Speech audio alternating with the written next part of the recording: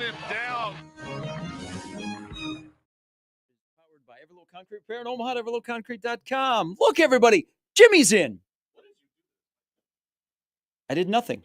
Why? Does it always just fall down like this? Oh, yeah, it's a limp. Oh, I always sit over there. Yeah, it's terrible. I had to broadcast. It's a limper. Like a couple days ago. I'm just gonna hold it, I guess. You gotta. I'll figure it out during the break because these things squeal really bad. Yeah. Do we have a epidemic in America? Whoa. Is there? Are you on the wrong station today? I must be. I feel like the youth of our country have a problem. Is there this perception that when you go to Vegas, you just go to see Adele? Is this a thing? No, we're just Adele fans. we're just major Adele fans. I like Adele. I You don't think- like Adele? I do, but like if I'm in Vegas, I'm like, well, there's blackjack tables. So now, to be fair, I was can there ride a her last gondola. night of a residency. So it would have been I didn't go to Las Vegas. I went to Las Vegas to do sports. She was there, and it was either her or Bruno Mars was actually playing, or Tosh. Well, Bruno, do you know that Bruno story? We don't talk about Bruno. Attaboy. He lost a lot of money gambling. That'll happen in Vegas. Gambling. And then Gary, I just feel like we need to do a better job of corrupting our youth and explaining the bad things that you can do in Vegas rather than helping them make good decisions to go see a show. I would love to see Adele. I would just like to see her in like Chicago. I've had three different people, Happer, Gary, and Mike Schaefer, all personally come up to me and say, hey, when you go to Vegas, you let me know. And we will tell you, and we will give you the inside. We will give you the rundown. Matt, we just met each other 4 minutes ago. I had never been to Las Vegas before 2023, and I went 4 times. In one year. Wow. Is that how? I mean, hoping to go back in September. Hey, Canelo, sign the deal. No, I love it. Can't wait. Yeah, it's probably home away from home now for me. Really? My wife, we just got married 2 years ago, and we were talking about our honeymoon. She goes, do you want to go to Vegas? And I said, well, I hope this isn't a test because I just failed, because absolutely we're going. So, yeah. I think if I could retire anywhere, it'd probably be under the lights at Sin City. Then you have to go out of retire back into working, probably. True. I could be a blackjack dealer. Yeah? Yeah? Talk to the folks. They make good money. I don't know. Where are you from? It depends on. Does it get cold there? You can make good money depending on what casino you're in. Absolutely. Yeah, because there's some companies that are better than others. Yeah, don't go to what's the one with the castle towers? Caesars. No. MGM. New York, not New York. Across the street. Yeah. Excalibur. Excalibur, yeah. That may be the worst casino. Excalibur is that may be the worst casino / hotel I've ever stayed in my life. Which it's on is the going to strip of Las benefit Vegas. greatly from the A's stadium being built right Which there. is great because I've learned from staying there that they're going to put $0 back into that establishment. Yeah, I am 99% sure that the wallpaper and the carpet in our room were still from the 70s. And it smelled like it, by the way. My first hotel room I stayed in Vegas was at Excalibur, and I was like, "Oh, it's only down from this." People are like, and then you tell people, "I went to Excalibur. I walked over to New York. New York was pretty cool." And they're like, "You stayed where?" Yeah. And I was like, "Yeah, but they had this tunnel. It was really cool underground that it connected." And they're like, "No, that's bad." Yeah, it's cheap for a reason. And listen, I can't really complain because my best man paid for it. Okay. It's just it was free for by me. The way, but by the way, you definitely can still complain. Yeah. By the way, I feel like I did pay for it, just not for with, sure, but not with money. So yeah, I can still. And then when we went out for the Spence fight, the good folks put us up at New York, and I went, oh, this is Vegas. But I did have to sleep right outside of the drop of the roller coaster on top of the hotel, and that runs till like 3 a.m. Yeah, sounds cool to me. I don't know, man. If I keep saying like, oh, when I'm 24, like 2026, that's when I'll do it. But if Canelo and Bud, I might have to. Hey. I might have to drop the bag early. Might have to take out a small loan from the bank. Get 100 million reasons to do something you don't want to do. It's pretty convincing. Absolutely. Now, would they fight at Allegiant at the Roomba, or would they fight at T-Mobile? I have no clue. Well, if it's in September, which is the date that they're eyeing maybe late August, so you'd have a problem with football. Yeah, so it would have to be. I would hope it's in Allegiant, though. No, it's so much better at T-Mobile. Like for boxing and that intense atmosphere. But I'm just talking so about much better in a smaller, quaint arena. I agree with that. But buying tickets, definitely, tickets would be cheaper if it was in Allegiant, just because there's way more. Matt, you're a member of the media. Oh, there's no way. Oh, there's a way. They love. Jimmy can tell you they love the Omaha media. Really? The I know a boxing guy. people. I know. Oh, okay. You know, Mr. Jimmy Allen knows a guy. Maybe I will tell you this. We were just talking about this out there. The treatment in Vegas versus the treatment in LA, night and day. Like they had no idea what they were doing in Los Angeles. Like we'll have to tell you that story someday. Yeah. Matt. Not one thing went right. Wow. And not one thing went wrong in Vegas. But your pictures look good. It's all that matters. I got to shake Scottie Pippen's hand while we were out there. Nah, I've done that overrated. Larry Fitzgerald was like 8 feet away from us the whole fight. That's that was pretty cool. Speaking of Scottie Pippen, so this was when he was doing a little bit of scouting for the Bulls. How's his ex-wife? The sister of my really good friend growing up. Not a joke. Weird. Not a joke. Knew her. Was around the neighborhood. Met her. Talked to her. Would show up when I was hanging out with my friend. Not a joke. Like what In is it, Chicago? Larissa? Larsa. Yeah. Would show up, Because she's from where I'm from. and she would just show up with your friend. No, like I would be hanging out at my friend's house, and like they were siblings, and so she would just come and like say hi to the family or whatnot. And so there's Scottie Pippen's wife just walking around, like 5 feet away from me. That was like pre-plastic. Yeah, she did that at Michael Jordan's house too. She did that at Michael Jordan's son's house too. You got the And reference. then, Okay. So Not where you thought this was going. Sorry. there was Creighton was playing at DePaul. This might have been the first year at Wintrust. And Scottie Pippen was sitting baseline scouting. Yeah. And a couple of my friends who are Creighton now alums, they went to the game in Chicago, and they're like, and they're huge Bulls fans, like 90s Bulls. And they were elated that there was Pippen. So they thought during halftime, no one's around Pippen, they would just walk up and maybe like get a picture. They Yeah. didn't want an autograph, they just wanted a picture. How'd that go? And they said he was a jerk. Yeah. Like, But like he's working. Like I get that. he Like, was. They said, I will they always said he wasn't understand working. that. He was just sitting there. He was doing nothing. Nobody was talking to him. He wasn't on his phone. They just came up and said, "Hey, huge fans. Can we just get a picture?" And he was like, "No." See, and no shade against your friends or whatever. I mean, That there maybe were would there happen. were like 140 people at the Creighton DePaul game, like Yeah, 6 years ago. I often wonder how true that is when somebody's like, "Oh, I walked up," because I watched this guy walk up to somebody famous one day and say, "Hey, you're obligated to do this," and then like it was slander online like an hour later about how he's a jerk, blah blah blah blah blah. So like I often wonder if like some people just walk up and go, "Hey," and just put the camera in their face, and because that's what I do. I'd be like, Yeah. "No." They went I've- back I've- and sat down because they had good seats like behind the Creighton bench, and then they took a picture of him, and then they got into a group chat and just flamed him. I Which is the right move, by the way. I was a kid. I was the kid growing up. Like when I was little, I'd be running around wanting to get autographs. Would collect autographs. Would collect like basketball cards. Like would go and get them signed at games. Like would sneak down to the 100 level, whatever. And I've had so many good interactions with people. One of them being Greg McDermott when he was a Bull. Oh yeah, I've never Like that was a great interaction. Brooke I've Lopez. I've never seen Mac turn away an autograph. Brooke Lopez, Zach LaVine, Jamal Crawford, like just really, really good guys. I've only ever had one negative. Oh, did you mean Doug McDermott? I meant Doug. Oh, I'm yeah, sorry, yeah. not Greg. Doug McDermott when he played for the Bulls. So anyway, I've only ever had one bad interaction, and that was with Jason Kidd. He was the coach. I can see this. He was the coach of the Bucks at the time. Okay. And I had this awesome Jason Kidd Dallas Mavericks jersey card. Okay. It was like 4 of like 56. It was like, honestly, I don't know. Well, I'll tell you why I don't know where the card is anymore, but it was like a valuable card. And so I'm on the rail and he's walking, and this is like 35, 40 minutes before tip off. He's walking down the hall and I'm like 12. Like I'm a young kid. Like I'm not like a grown up trying. Like I'm a young kid. And I go, Jason, can I get an autograph? And he looks at me. He stops, looks at me, and goes, "Huh, no, buddy," and then keeps walking. Okay, and I literally the What a whole humbling night, moment. I was ruined. I was so mad. The rest of the night, I was ruined. I was like, oh my God, like I'm gonna get this card signed. It's gonna be so much more valuable. I'm gonna put it up on my wall. I had a wall of all the autographs I had. I took the card, I threw it in the bushes when I got home. I go, screw this, just throw it. I don't even know where it is to this day. You know what I'd do if I was like uber famous and this happened to me? I'd like tear the card up and just throw it back at the kid. Oh, Because Oh. nobody'd ever believe it. No. Nobody'd ever believe That'd it. be tough. yeah, That'd that be would, tough.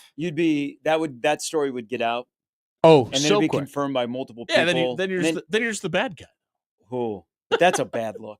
It is. But like, here's the thing. I've had so many times where like Carmelo Anthony and Amari Stoudemire, I was like courtside. They came in. This He's was when courtside a lot. this was when it was the Bradley Center. They were walking in. They were going in for warm-ups, and I wanted to get their autographs. And they're like, "Hey, man, like after I'm done warming up," and then they warm up and for 25 minutes, then they jog off. Right? Like they don't say anything. The fact that he looked at me and was like, and Was thought enough? about it, Was enough? and was like, no, buddy, Yeah.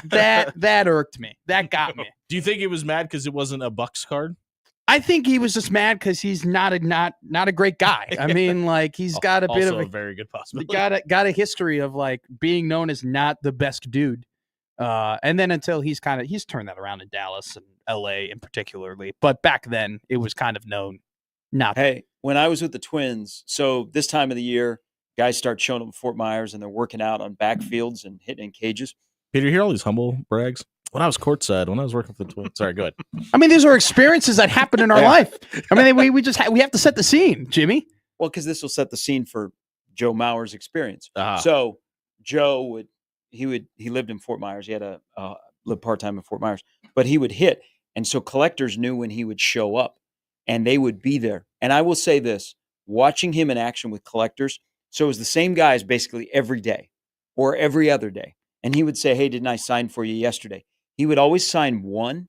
But if you gave him like one guy, I watched one guy like had a bag full of bats and they were like, hey, can you sign the bats? And he's like, I'll sign one. And the guy was like disappointed and got upset at him.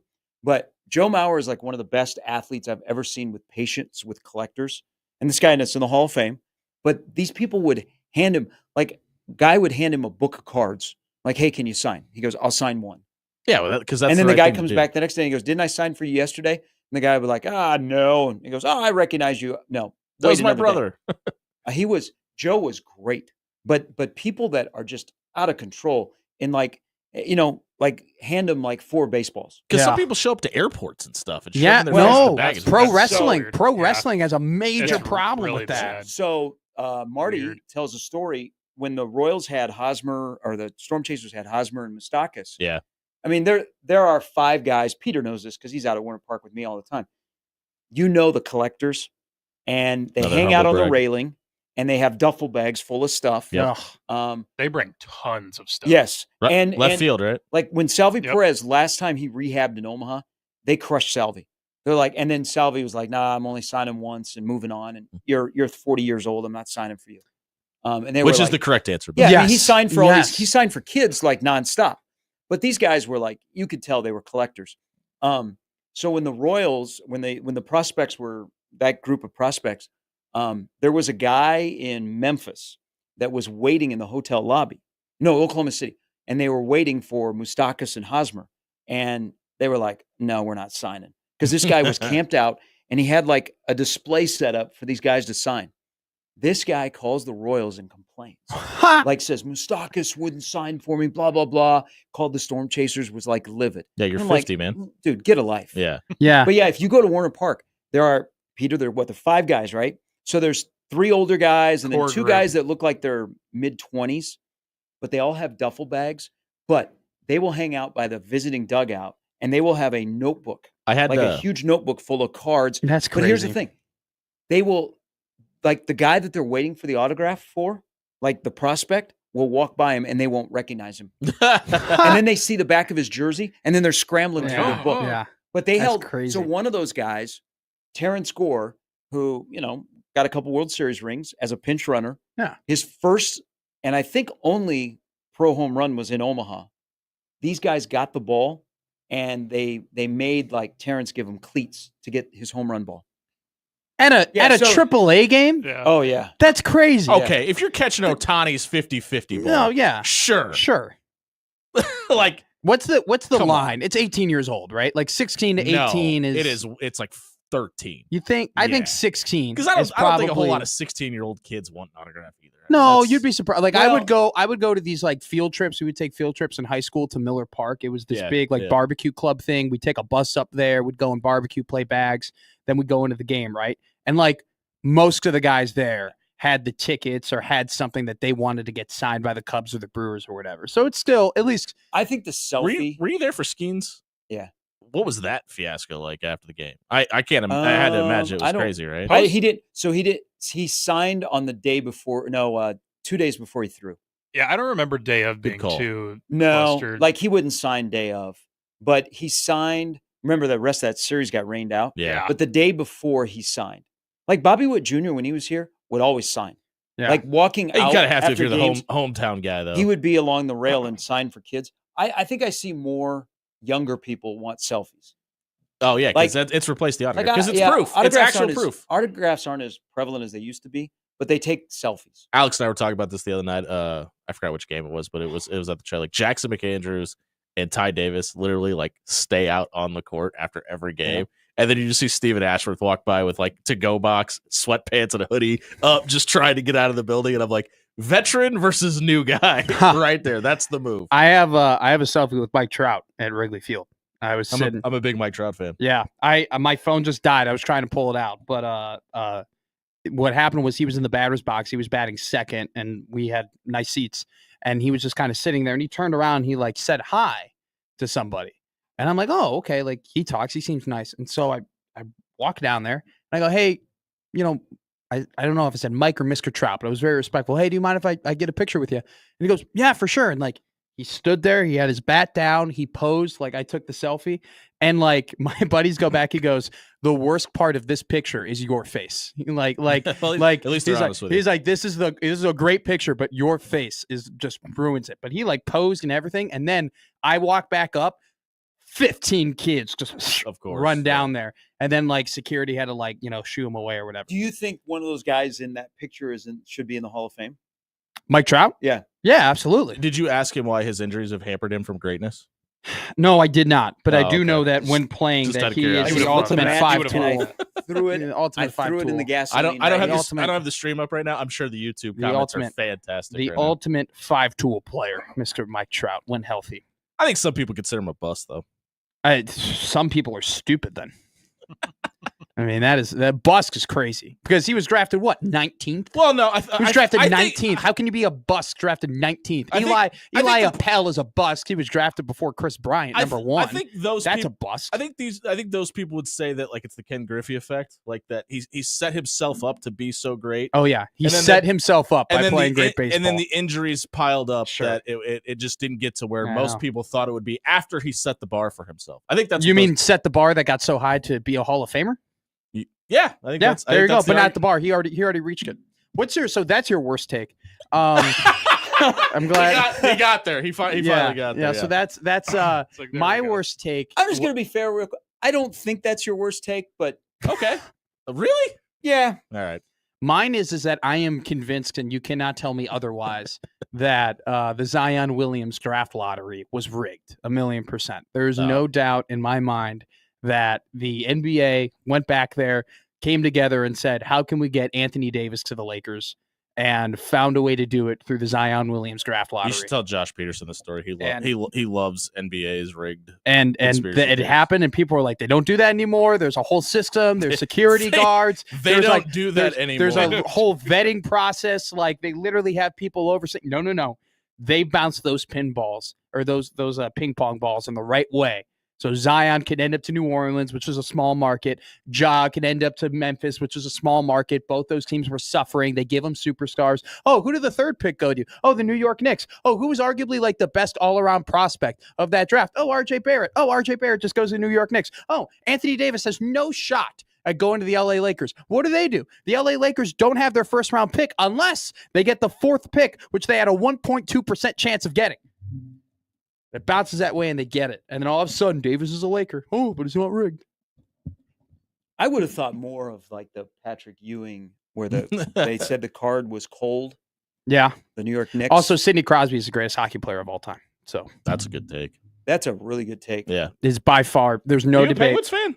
Are you from Chicago? I'm a Sidney Crosby fan. You know Okay. what? That I was fortunate enough where the Hawks and the Penguins never really crossed paths. Good point. We never had a problem. It was the Bruins. Yeah. We had problems. It was almost like when the Penguins were going up, we're going down, then the Hawks came up, and then the Hawks went down, the Penguins went up. We never had those intertwined. I hated the Canucks, the Blues, and the Bruins. Those were my three. Oh, and the Red Wings, obviously. I think I might hate Ovechkin more than any other pro athlete. Because he's Russian? Well, that's got a little bit to do with it. Because the Capitals. I just hate the Capitals. Hasn't he lived in America longer than Yeah, but He he's lived in still, Russia? he's still, Which is crazy to think about. Have right? you not seen Ovi post Stanley Cup? he's awesome. He's Ovi has become more likable once he got his Stanley Cup. He became more Are likable. you just right a Gretzky before. fan and you're afraid that he's Oh. going to break the record? I'm a Pens fan, Okay. which is you know why what's I hate going to the happen? Capitals. So this is my world with Ovi. So he's going to tie Gretzky at the end of the regular season, and then the opener next year to break it will be Pittsburgh at Washington. Yeah. Oh, it's got to be right. They would totally do that. Has to do it. That's- But no, and I don't want Ovechkin to. Do you is think one- that might pop a TV rating or two? Yeah. So I for think? the longest time didn't like Ovechkin because that was a rivalry, and everybody said Ovechkin's better than Sidney, and Sid the Kid is much better. Everybody's entitled to a so- wrong opinion. But once he won his Stanley Cup, and then I saw that he like became normal and he wasn't a robot, it was perfect.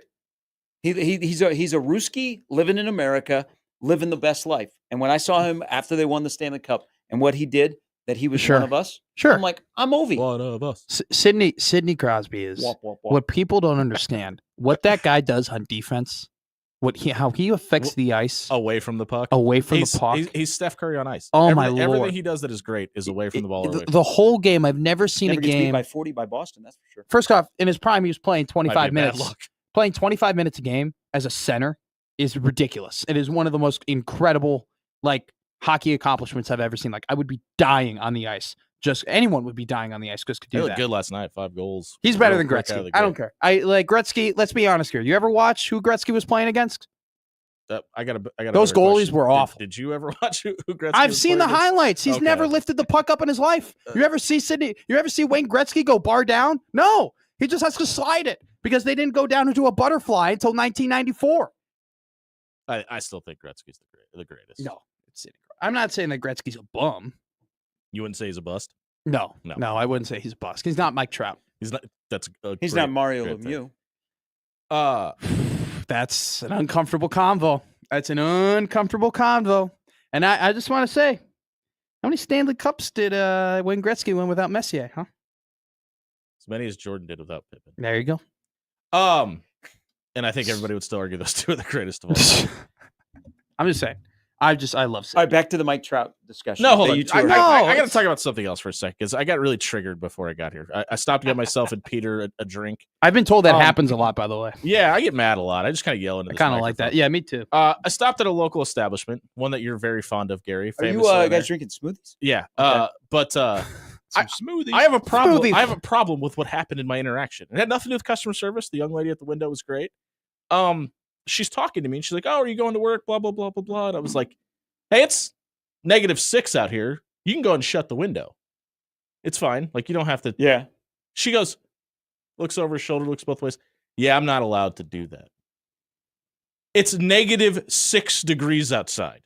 And I was driving by a local establishment that's closed on Sundays that likes to have people out in their drive-thru.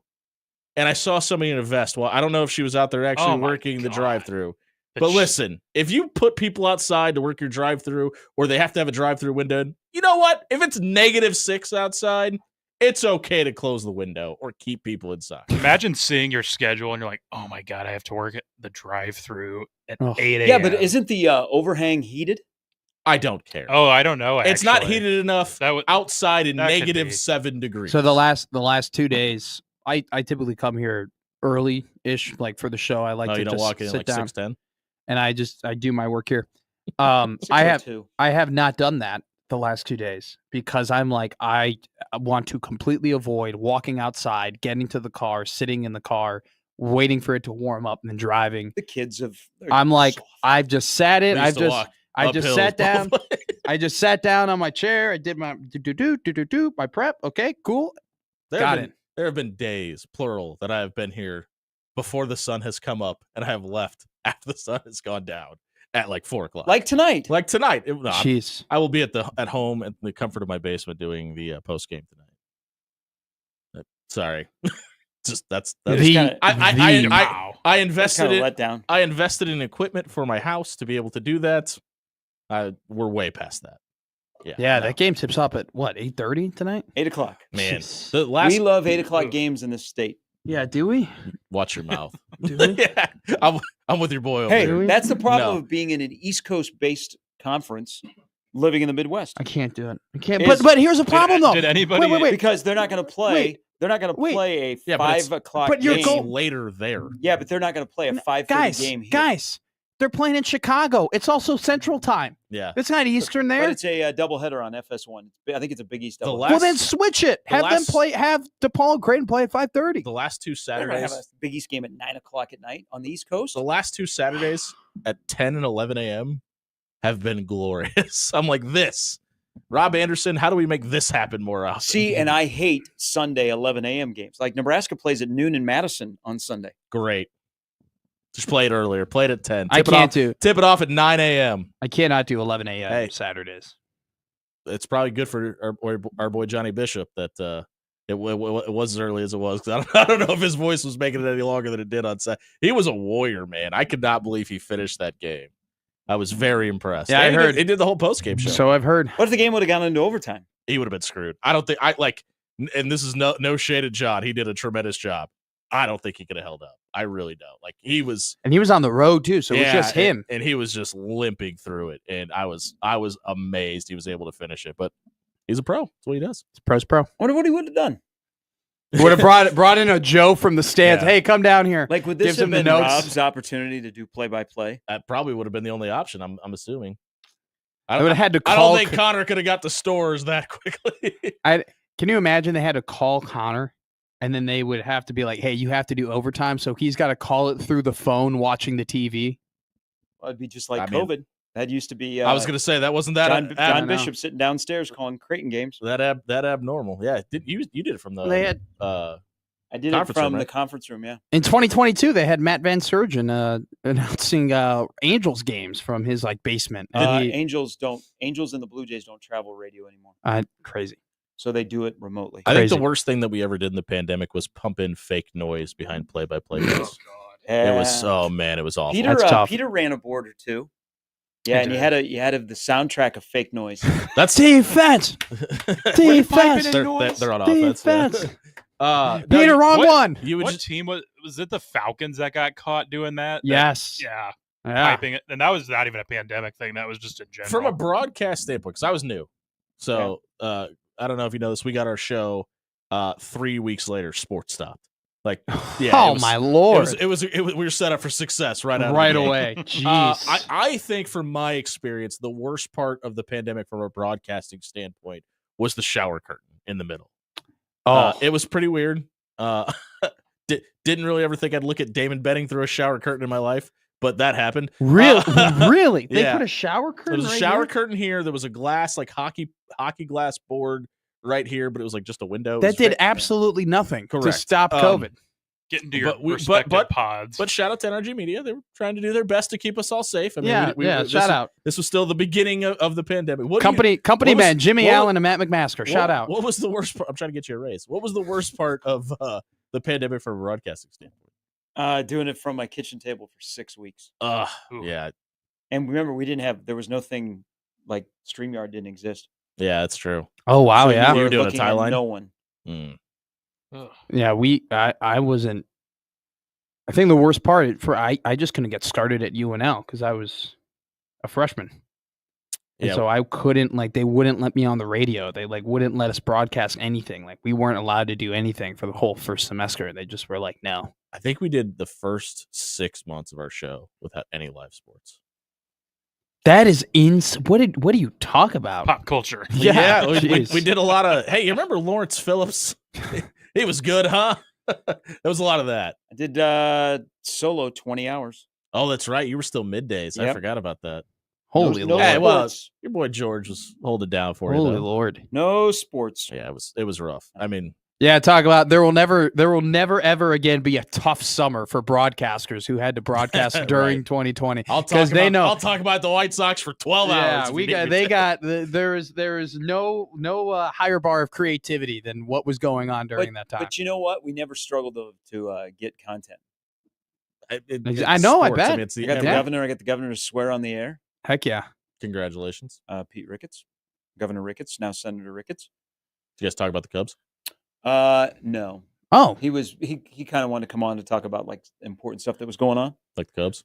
Well, I did. I think I did slip in. Like, when do you think the season's going to come back?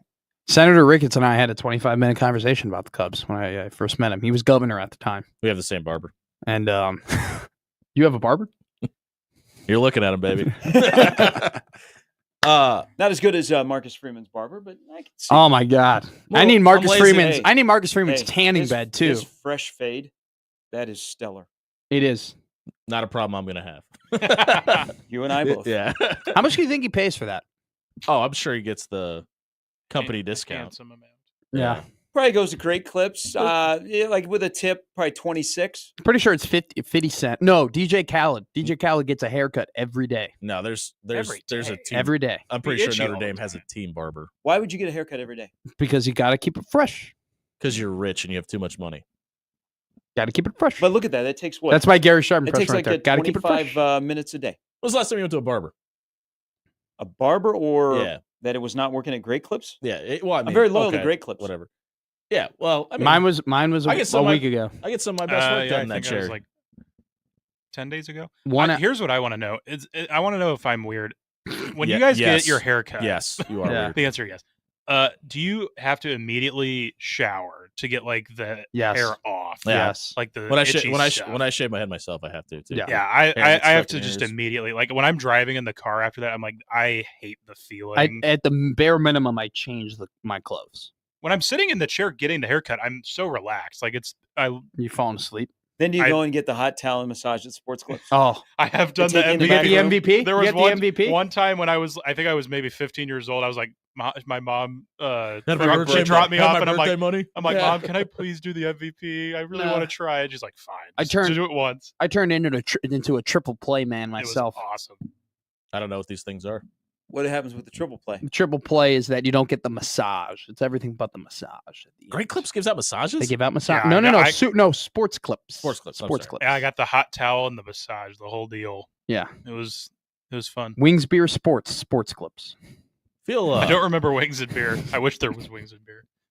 feel like that'd be awkward for the haircut person. Just mowing down on barbecue wings. while No, you're I getting mean the your haircut. massage part because I'm sure there's No, it was a little machine. Yeah, it was one of those, It was one of the guns. shoulder- And it was like. that makes me feel Yeah, you're bad. not being felt up by the Sports Clipper. That's No, kind of where I was no, going with this. no. I was like, That's 'cause above board.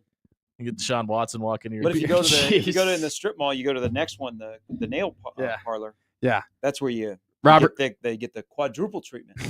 Oh, Robert Kraft But- loves sports clips. yeah, I feel like that's the Grand Slam is what that package. Can I get the walk off? Yeah, All right, have a good show. that's the crossover powered by Everlevel Concrete. Repair in Omaha at everlevelconcrete.com. Jimmy Allen in for Connor Happer. Peter Krenzer in for Josh Otto. We got a great show lined up for you. We're going to get to the national championship game last night. Can we forgive athletes anymore? We'll talk about all that and more. Also, Alan Bell and Jacob Bigelow will join us today. It's the Connor Happer Show here on 1620 The Zone.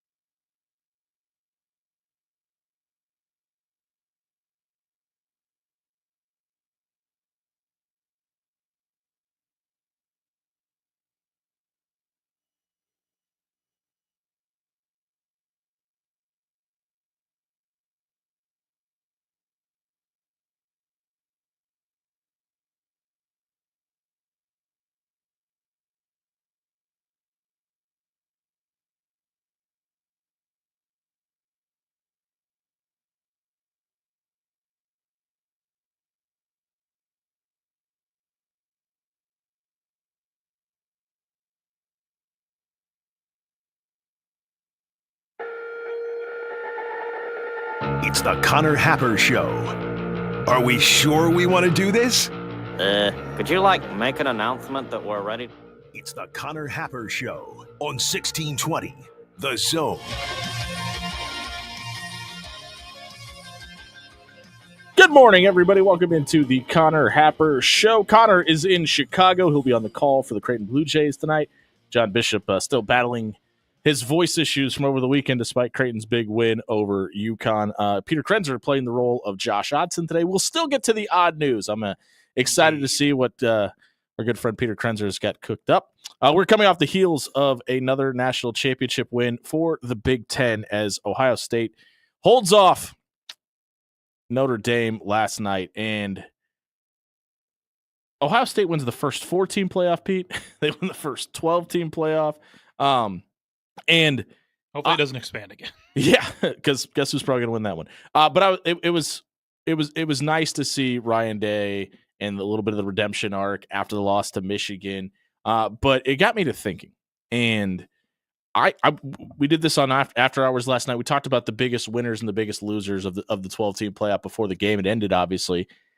I don't know if there's a bigger winner than Ryan Day after all this, because there was another loss to Michigan. You had 2 losses in the regular season. A lot of people before the season felt like you were the most talented team in the country, 1 through 22.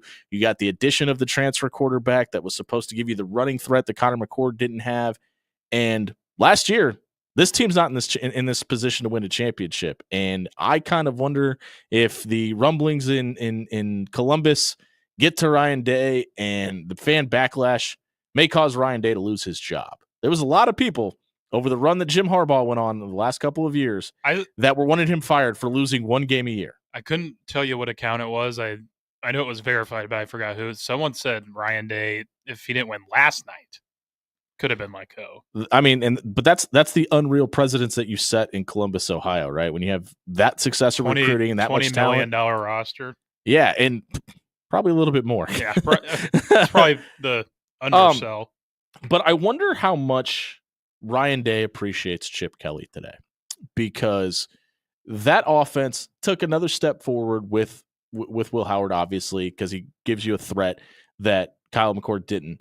But I look at that wrinkle last night with Jeremiah Smith, where it was literally a carbon copy of what Alabama did with Devontae Smith to Ohio State a couple of years ago in the national championship game, where they ran that motion, pulled the man coverage in, and then just had the fastest guy on the field win a foot race to the corner. Now, Notre Dame Al Golden didn't really adjust to it or send anybody back to that side. You might want to keep an eye on the most dangerous player on the field for that first touchdown. But that, to me, that was the Chip Kelly effect. That was the fingerprints of Chip Kelly being on this offense. And it was talked about a lot, obviously, in the offseason, but I really feel like the Chip Kelly to Ohio State choosing to leave UCLA, you could circle after the results of last night and say, might have been the most important headline of the entire offseason.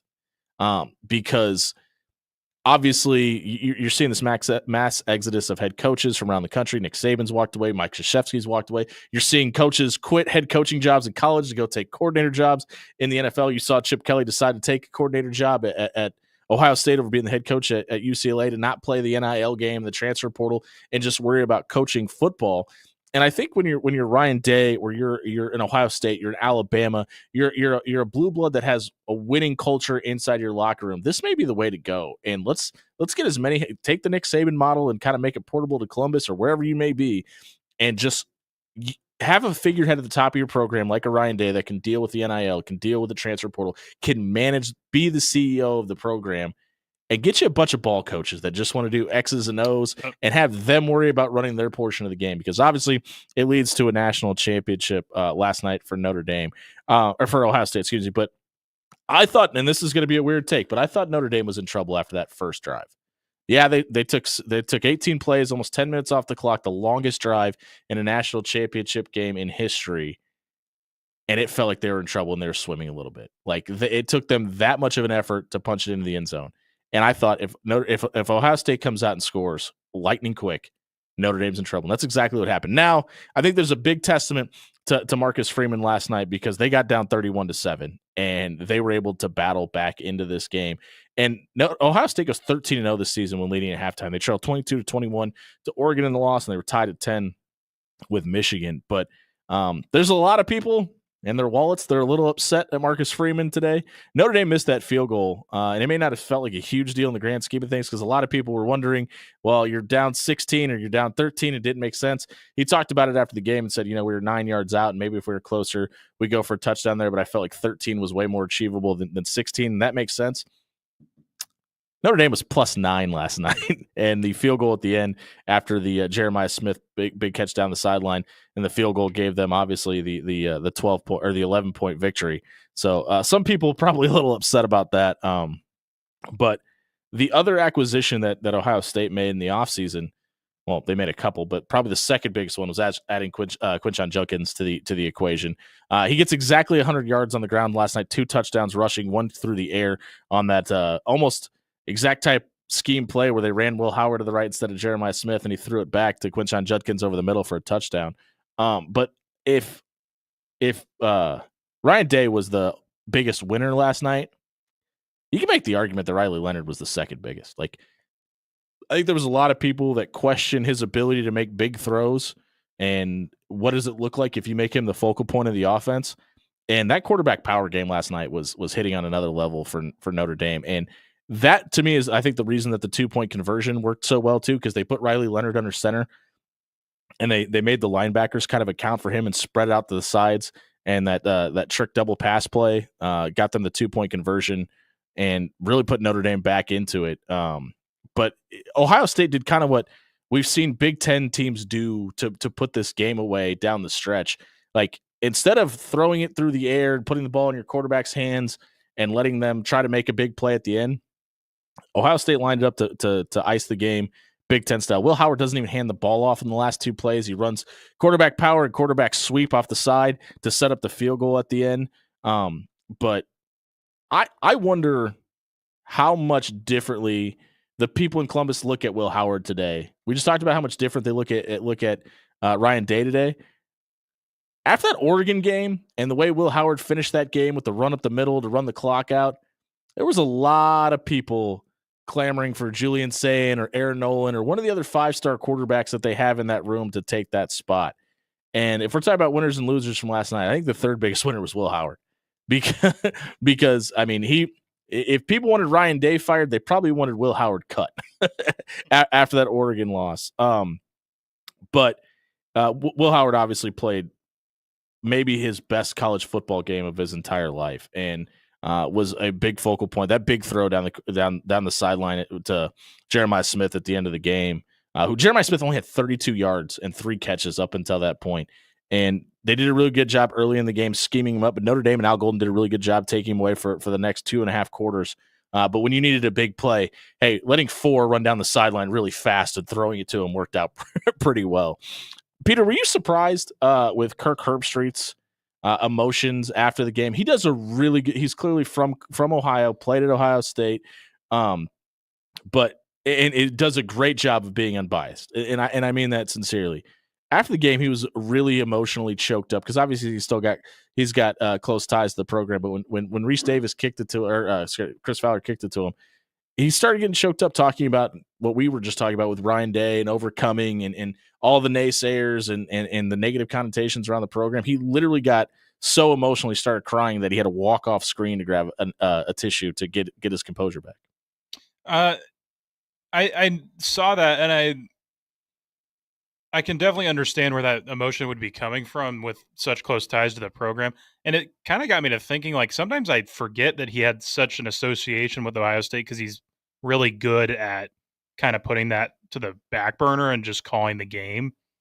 But yeah, that kind of human side was on display last night. And Herbstreit's got to open up about that lately, right? I'm not passing his dog. I'm not going to fault him for not at all. Yeah, getting emotional about his alma mater winning a championship. Well, and I think it was less the championship and more the overcoming, getting over the hump, and all the negative things around the program that we kind of talked about a minute ago. He's clearly friends with Ryan Day. That's painfully obvious, and he's probably had to see his friend weather this storm and go through it, and probably has some people in his ear about, hey, you think Ryan Day needs to go, or should we move on from this head coach? Blah blah blah, and especially maybe the most intriguing coach in all of college football in Brian Hartline. And what happens with him next? I mean, every time some hot boards open up for offensive coordinator jobs or even some lower level head coaching jobs, his name gets brought up. And I think a lot of people would really, in Columbus, would like him to be the heir apparent to Ryan Day. So it makes it even a little more difficult when you got that guy that's sitting there that a lot of people are very high on, that really, really like as a recruiter, and obviously what he does from a position coaching standpoint. Listen, he's a former Buckeye himself and had a ton of success as well. That may make those conversations even a little more difficult to deal with if you're Ryan Day. But listen, winning a natty fixes a lot of those problems. Now you still got to beat that team up north, probably in a lot of people's eyes. But I think that's what this era of college football is going to open up. And I think it's one of the things I think is going to happen. I think a lot of other people are going to become upset by records being broke. Obviously, Ashton Junty had the ability to beat Barry Sanders' record this year, but they gave a stat at the end of the game last night on the broadcast where they said that Ohio State is the only team to win 5 games against the top 25 in the modern era, but 4 of those games came in the playoffs. I wonder how long that record holds up, because we're seeing this move of power conferences, and the SEC adds Texas and Oklahoma, and it doesn't feel like anybody's even close to being done adding big name schools to their conferences, and it's going to give you a lot more opportunities to play top 25 teams. And then with the playoff, in theory, everybody should be a top 25 team. So if you don't get a bye and you're able to go on a run like we saw Ohio State and Notre Dame do this year, that record probably won't hold up very, very long. But I was impressed with the way Marcus Freeman and that team were able to battle back last night, 31-7 against that roster. That game probably should have been over, and a lot of teams would have kind of rolled over and showed their belly halfway through. But they battled back and really put themselves in a position to come back and win that game. There was too much talent for Ohio State. And I think that's where a lot of the frustration for Buckeyes fans come from. It's like, we've had all this talent. We still lost 2 games this season. It's got to be, especially to your big-time rival, it's got to be incredibly frustrating. Regardless, Ohio State and the Big Ten win another national championship coming off the year after Michigan does it. Has the power shifted from the SEC to the Big Ten? We're going to debate that on the Connor Happer Show. Jimmy Allen in for Connor today. Our good friend Peter Krenzer in for Josh Odson here on the Connor Happer Show on 1620 The Zone.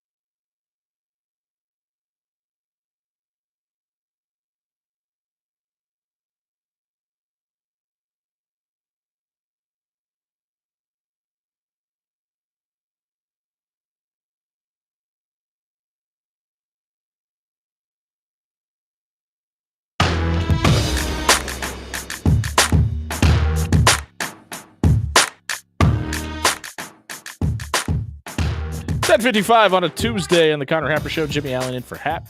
Peter Krenzer in for Josh Odson. You're in for you. 402-951-1620. Weigh in on anything we're talking about today. You can also get at the show at Happer Show. We'll try to put up poll questions. We'll start with this one. Peter Krenzer. Has the Big 10, overtaken the SEC as the overwhelming power in college football? And I think as of right now, the answer is yes. More teams in the 12-team playoff, more teams in the Final Four of the 12-team playoff, and you have the overall national champion out of the Big 10 as well. 2 years in a row, the SEC doesn't even have a team in the national championship matchup. Now, I think there's going to be a lot of bias still about SEC and the talent pool that they have to recruit from, and obviously the schools and the brands that go along with it, I think, are a bigger name, especially with the additions of Texas and Oklahoma to the conference, and you still have the Purdues and the Rutgers of the world in the Big 10. But I really think that what you're going to see is a shift in recruiting, especially over these next 2 to 3 years with recency bias. We see it affect recruiting all the time and getting some of the bigger name talent to the Big 10. Now you've kind of seen it with quarterbacks to Michigan and quarterbacks to in Indiana, and the Kurt Cignetti effect and what they were able to do. Listen, all high tides raise all ships, right? And when Kurt Cignetti is able to get to Indiana and win some games, that's going to affect recruiting as well, especially if offensive players want to come play in that system, and if he's able to get on a run and get put together a couple years like he did this year. Now, with that being said, I think Indiana might regress a little bit next year and not necessarily have the success they had this season. But I think they got themselves a heck of a football coach, and he's going to win a lot of games in Bloomington. But I think Dylan Raiola to Nebraska helps a ton too. If you get some stars specifically at the quarterback position, start attracting a lot of talent. And if your conference is able to start going on a run and win multiple national championships, maybe able to recruit some of that hotbed, warmer weather climate talent up to the north. And I think this is also the NIL effect into the equation as well. Like, Michigan is putting a ton of money into their program right now, and there's this thought that revenue sharing may fix all this. I'm here to tell you, NIL is not going away. I don't know if you know this. There's a salary cap in the NFL, but Patrick Mahomes makes way more money than he does what's printed on his checks from Kansas City, Missouri, from State Farm and different entities, and that's what NIL is going to allow. I don't know if you're ever going to be able to quote unquote fix what you have in college football right now, unless you implement contracts into the equation. And the problem with that, Pete, I don't know if you know this, most high school recruits not old enough to sign their own contracts. So there's going to be an issue because you've let the genie out of the bottle at this point. I don't know if you're ever going to be able to put a cap or a brick or a glass ceiling over the NIL portion of things. And I think that's going to allow boosters and donors to really affect college football and college sports as a whole for a long, long time, because you shouldn't be able to, in my opinion, put a cap on what somebody's value is and ability to make money off who they are as a person. And if people think that this is just happening for the first time since NIL has been legal, you haven't been paying attention. And it is really interesting that once everything got put on the table in Front Street for everybody to see, that when money is being shelled out from a, quote, legal standpoint, that's when the SEC's kind of tapered off a little bit. I do find that a little bit. There's a slight possibility that that's a coincidence. There is that chance. I don't know if that's necessarily the case, but it is really interesting. But for my eyes, I think the power has shifted to the Big Ten. And it's really surprising it's kind of taken this long with how forward-thinking the Big Ten has been as a whole with conference expansion and adding Nebraska to the equation, everything they've done. I mean, even dating back to when they added Penn State and the open-mindedness to bring in new revenue and new talent into their conference, and everything that goes into the Big Ten network and everything that the Big Ten has kind of been on the forefront of from a standpoint. It just took a little while for the talent to catch up. But the other thing is, it kind of feels like the coaching standpoint is leaning towards the Big Ten as well. I think the coaches in the Big Ten conference, we just talked about Chip Kelly as a coordinator in the Big Ten right now. It has tipped, the scales have tipped towards the Big Ten's way with Ryan Day and James Franklin. And I think Matt Rule is in that discussion. We just talked about Kurt Cignetti, and we just saw Purdue go out and make a new hire. And I think losing Jeff Brom was a big deal. I don't think people thought that was going to be as big of a deal as it was, but I mean, he was such it still is. I think Louisville got an absolute steal with him, but the personalities and the level of talent in coaching in the Big Ten kind of feels superior to the SEC right now. And that's kind of what happens when Urban Meyer and Nick Saban leave your conference. Now, listen, I don't think anybody's going to confuse Kalen DeBoer as a bad coach, but it's and I was waiting for this question. Tony writes in and says, hold on. What's the difference between signing a contract for athletes and a contract for a top-level academic scholarship? We have no problem letting students sign a scholarship contract. I agree, but that doesn't legally tie them to the university. And Tony, a lot of people are going to say, well, all they need is their parents to sign for them. I don't know if anybody's watched National Signing Day over the last couple of years or decades, but you've had instances where moms are grabbing national letters of intent and running out of the room and not letting their son fax them, or parents sitting there in disarray wearing an Alabama hat as their son signs to Florida. Like it's going to if we institute contracts, and I think they will, I don't think it's going to be as seamless as most people go, oh, we'll just give them contracts, because you even have legal disputes at the corporate level from very mature adults about breaking contracts day in and day out in America. I don't know. There's just no clean, here's how you solve it way. And in my opinion, I don't think it needs to be fixed. I like the Wild West. Open it up. Let kids have the right. If coaches can come and go as they please, I don't understand why kids can't. And if you have the opportunity to make as much money as you possibly can doing what you do, I don't understand why it's anybody's responsibility to put a cap on that, because coaches don't want to adjust. Is that why we're doing this? Because on Saturdays in the fall, when they kick off the football, do you really wonder how much the starting wide receiver is making in NIL money? No, nobody thinks that. Not one person. So for me, the way college football is right now, I'm perfectly fine with it. I think it's a long time coming. And I think coaches need to adjust, because you've made it through 2 complete seasons now in this format without any issues. The only problems come at the end of the season because people have to work harder. Well, I don't know if you know this, Pete. Head coaches of college football programs make a ton of money to do this. So I listen, I think you need to earn your money. And they're also allowing basically infinite number of staff members on your staff now. You can have as many coaches as you want. So you can bring in people to help delegate and handle these issues where you don't need to be readily prevalent. I think that's exactly why they did that. I think they looked at the transfer portal and NIL and everything that needs to be managed now and said, okay, we need to get these head coaches some help. And if that's the case, why put the toothpaste back in the tube? I'm here for it. I think the transfer portal should be as open as you want, with obviously parameters on time frames. I do think that the time slot needs to be moved back to the end of the regular season. Yeah. Or excuse me, the championship season for each respective sport. I don't even think it's a football problem. I think it's a problem in multiple sorts. But I don't know if you have to change the academic calendar to fix this, because that seems more liable or feasible than changing the sports schedule, if I'm being completely honest. I know it affects more people on the academic side, but it's literally just changing a couple of test dates to get that fixed. And I think that's probably where you see that change come in the most. We got a great show lined up for you today. Peter Krenzer and I are going to talk some pro wrestling. Connor Happer is in Chicago for a game between Kraton and DePaul. Blue Demons a little bit better than I think a lot of people anticipated them being this season. But what I want to talk about next is Mark Andrews. Have we gotten to a point in society, Pete, where we are so hardened to they make so much money it doesn't matter that we can't forgive our athletes? We're going to debate that on the other side of the break. Here on the Connor Happer Show at 1620 The Zone.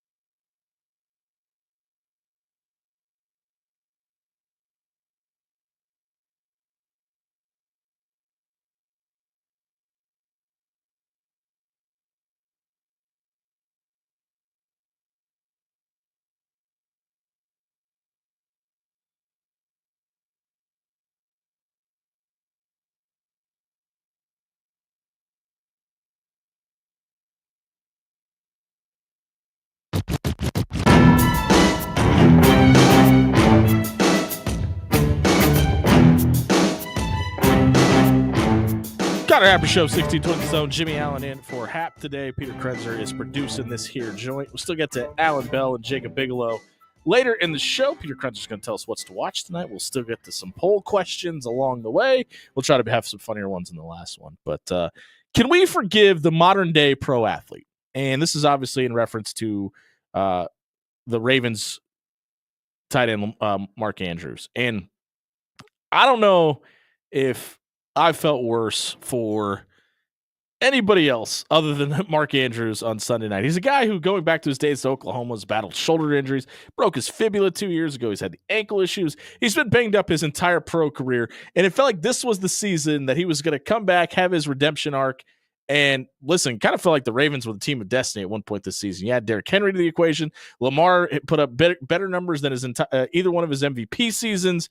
But he had the fumble midway through the game after Baltimore just scored that touchdown. Lamar throws an absolute dart over the middle, and then Terrell Bennard came through and just punches the ball out. And I know a lot of Ravens fans had a little bit of PTSD because it looked exactly like the Zay Flowers fumble in the AFC Championship game last year.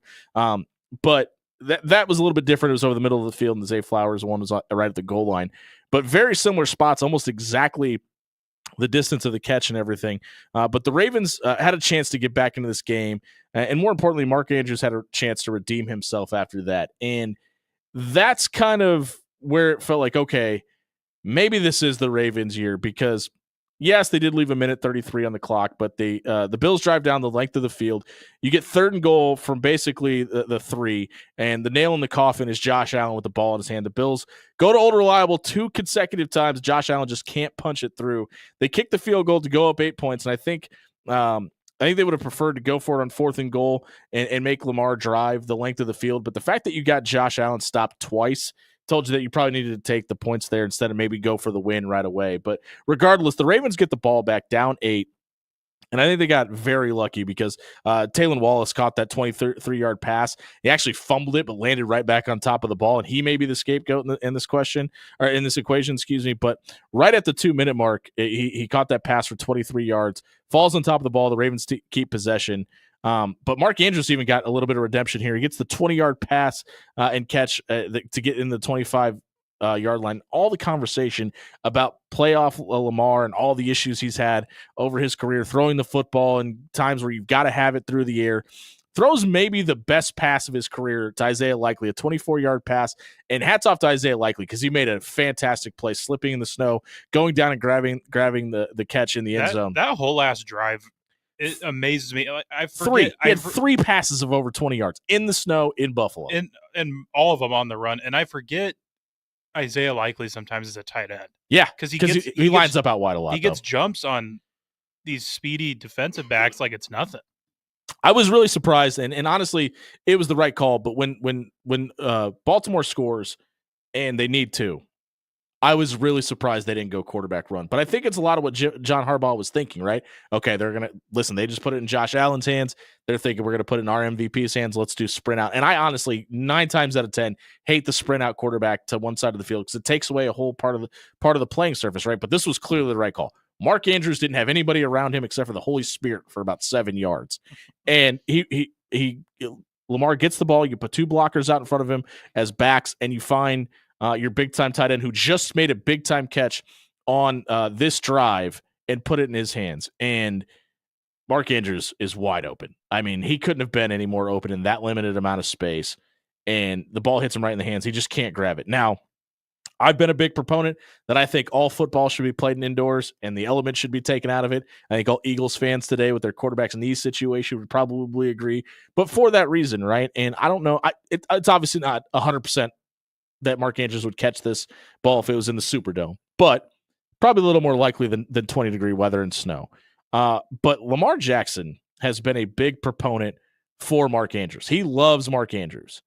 You couldn't help but see the giant disappointment across his face when he dropped that ball.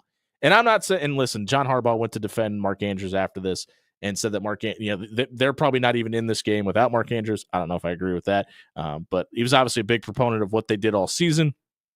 But I think it was really cool that Josh Allen sprinted across the field to go talk to Lamar Jackson after the game as well. But the other thing is about Mark Andrews, it wasn't even a guarantee that Josh Allen and the Bills wouldn't go down and score if Mark Andrews catches that pass, right? There was a minute 33 left in the game, but the responses in my circle from people that were texting me about the game and even on social media was, we can't feel sorry for Mark Andrews because he's a pro athlete. You're a pro in that situation, and you've got to make that catch. And it got me to thinking, have we reached a point in society where athletes are so readily available, and we see them on TikTok, and we see them on Twitter, and we have so much access to them that we stop looking at them as people and look at them as objects on the field? Because it's really surprising to me that people couldn't see the human element of the Mark Andrews thing, and we're saying,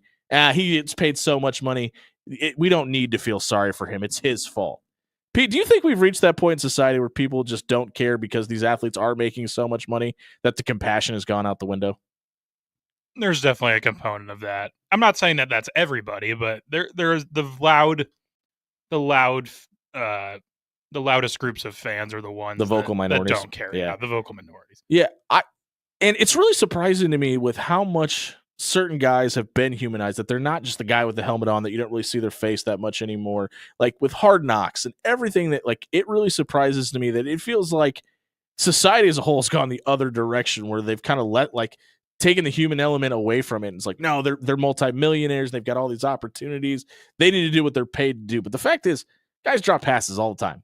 Maybe not in that big of a situation, but it happens. And it's really surprising to me how many people were willing to kind of throw Mark Andrews under the bus. But the Bills move on to the AFC Championship game, and the Chiefs have a legacy that has been built already. Where does it stack up to those Bills of the 90s that made it to 4 Super Bowls, or Tom Brady's Patriots? We're going to discuss that on the other side of the break. We'll take a look at the legacy of Patrick Mahomes and Andy Reid, and what does it look like when the head coach steps away? We'll debate all that and more here on the Connor Happer Show at 1620 The Zone.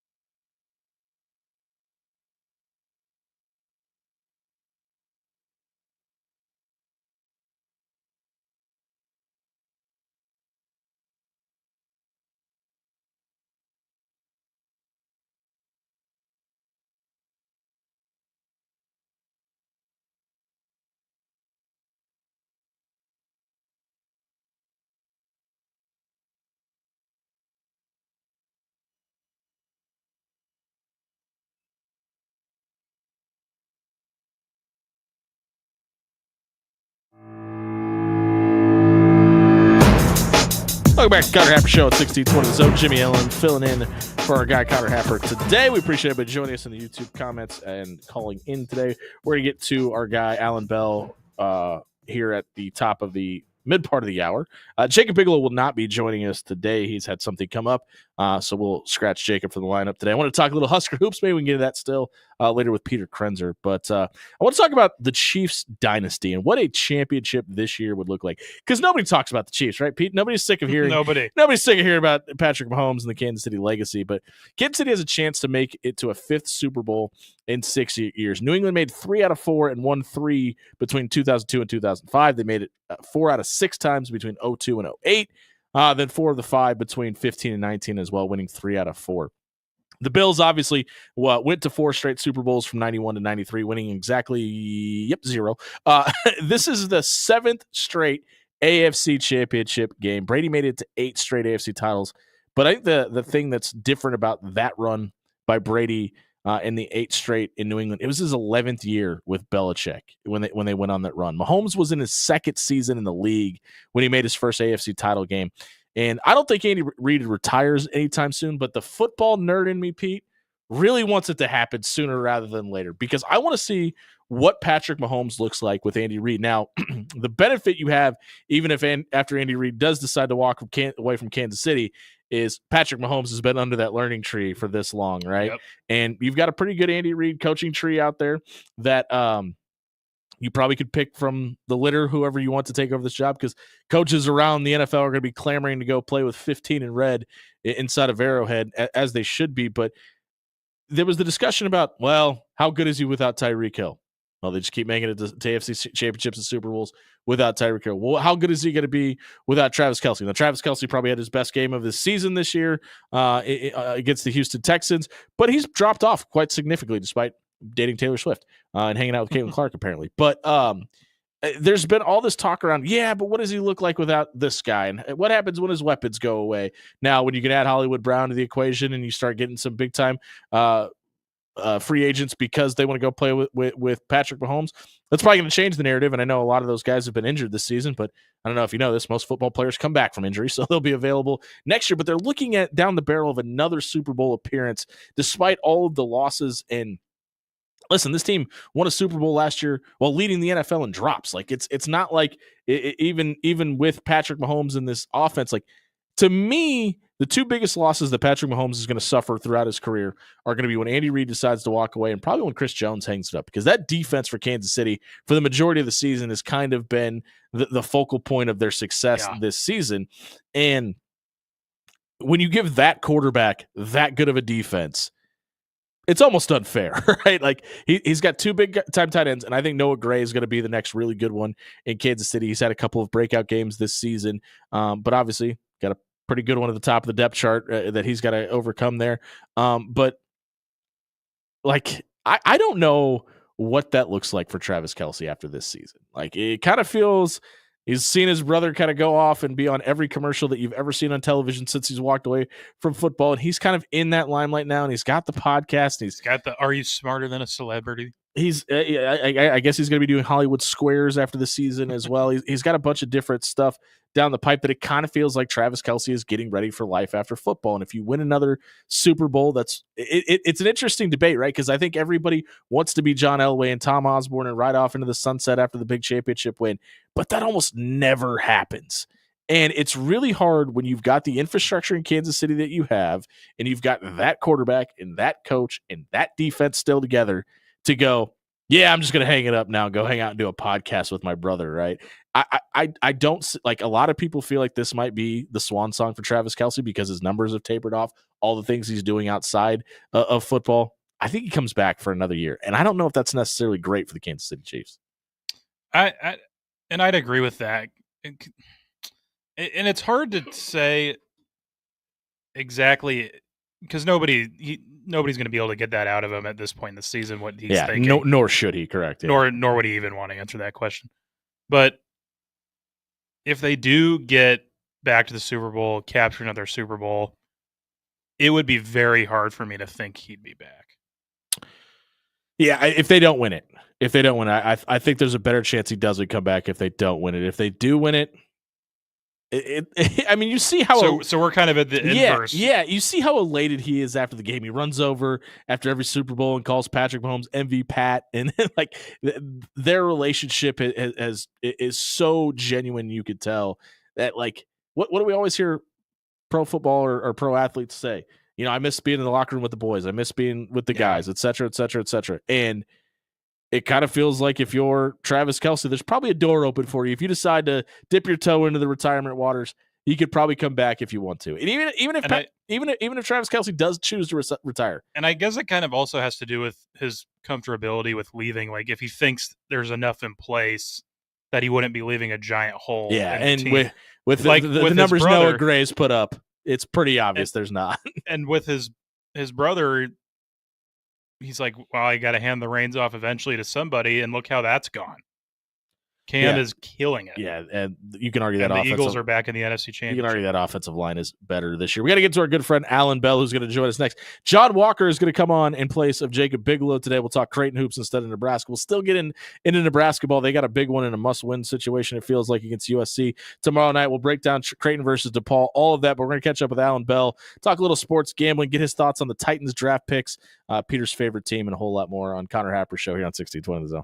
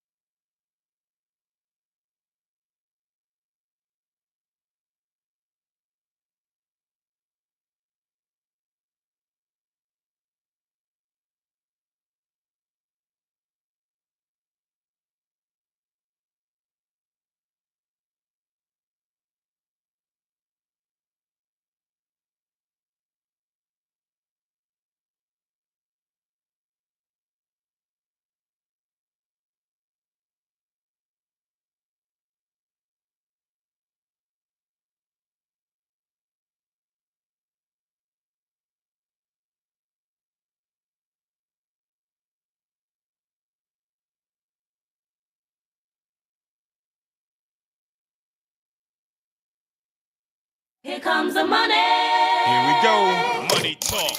Here comes the money. Money, money, money, money, money. Alan Bell, the AB3 on the Connor Happer Show on 1620 The Zone.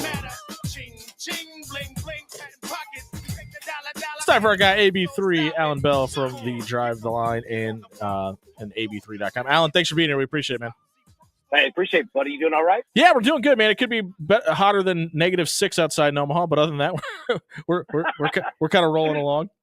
Well, I was going to say, man, I was going to complain. I'm here in Nashville. I was going to complain about 22, but you know what? I won't complain now. That'd be a heat wave in Omaha. Yeah. Hey, Notre Dame +9 last night. They get to the cover point, and Jeremiah Smith has probably the best catch of his career. Ohio State kicks the field goal. Good or bad for followers of Drive the Line? Oh, man, it was good because we had Ohio State 8.5, right? So that 2-point conversion was brutal. We were like, oh, no. And then Ohio State goes down, and like you said, man, we were like, okay, are they going to kick the field goal or not? That field goal was massive for a lot of people, so that one helped out for sure. But, yeah, it got hairy there at the end, man. It for sure did. As somebody else that had the Buckeyes as well, I thought they were on the 11. I thought they had a chance for a first down, and I was very angry for about 30 seconds till commercial break came back. I know, man, because it was like, all right, they start kneeling, and we didn't really know, like, Ohio State was kind of stuck in no man's land before that long pass to Jeremiah Smith because they were taking time, but then they would snap the ball with 15 seconds left, and then they would run the ball. And I was like, all right, I don't really know what they're trying to do here, but this game isn't over. And then that deep pass, man, that's helped out a lot. I think they were hoping like the ends would crash and Will Howard could maybe take one around the end, and that just that did not happen. No, that was not opening up for him whatsoever. What was the lock of the night last night for you before the game started? Yeah, so it was interesting, man. Like we had Ohio State over 3.5 team touchdowns, so plus 105. Because we were looking at it from a lot of ways, right? Like, are we going to play the over in the game? We're going to play the under in the game. Really, the big question was how many points will Notre Dame score, right? Like their team total was set at 17.5, which, excuse me, is pretty, difficult because you're on that line. It felt right. It felt right. Yeah, it did, right? And it was like, okay, all right, to take it over 17.5, that means you got to have either 3 touchdowns, or 2 touchdowns, 2 field goals, right? So anyways, we all felt good that Ohio State was going to score 4 touchdowns. And they certainly did, but they got right there. But yeah, that was where we're at. What about you, man? Yeah, well, the field goal was interesting for a couple of reasons, right? Not only did the field goal give you the cover for Ohio State, it hit the over as well. So Vegas was really affected by that last kick from Ohio State. Dude, they were, and like usually the public's not on the winning side, of that one. But man, you're right for sure on that. I want to pivot to the NFL for a second. The Eagles have scored a touchdown in the first quarter in 6 consecutive games. Washington's defense, a little bit of Swiss cheese. This has got to be a no-brainer on Sunday, right? Yeah, like I just don't see how Washington is going to stop Philadelphia. And you look at Washington's pass defense, man, and it's all right, but that rush defense is bad. Like it's not bad, but it's trouble, and especially for Philadelphia, like they're going to be able to get out there and really run the football. I would say anybody that's looking at props, I mean, if you're going to bet any star players, do it early because these numbers aren't going to go down, right? Like Saquon Barkley, I'll tell you what's been hitting is his longest rush. Same thing with Jalen Hurts, right? I think they're going to run the football as much as they can, and Washington, what was so big for them, in the first 2 playoff games is time of possession. And, well, Philadelphia is a lot better than Washington is at that, too, right? Like, that's the difficult part, especially if that run game is going. Man, it's going to be difficult because they're still going to have the ball. Yeah, like, I'm not going to overthink this one. Just give me the Eagles -6. And we'll figure out the props later, but yeah, I think the Eagles handle their business there. Did it surprise you that number was as low as it was? I thought it'd be closer to 8 or 9. The Eagles opened up as a 6.5 point favorite. To your point, it has dropped to 6. I expected that number to be way higher. I did too, right? And especially like, so I think you asked me a good question. Like me and you were running a book. We both owned it, right? Like talking beforehand, I'd have said, all right, everyone's going to bet Philadelphia. All right, put it at 7.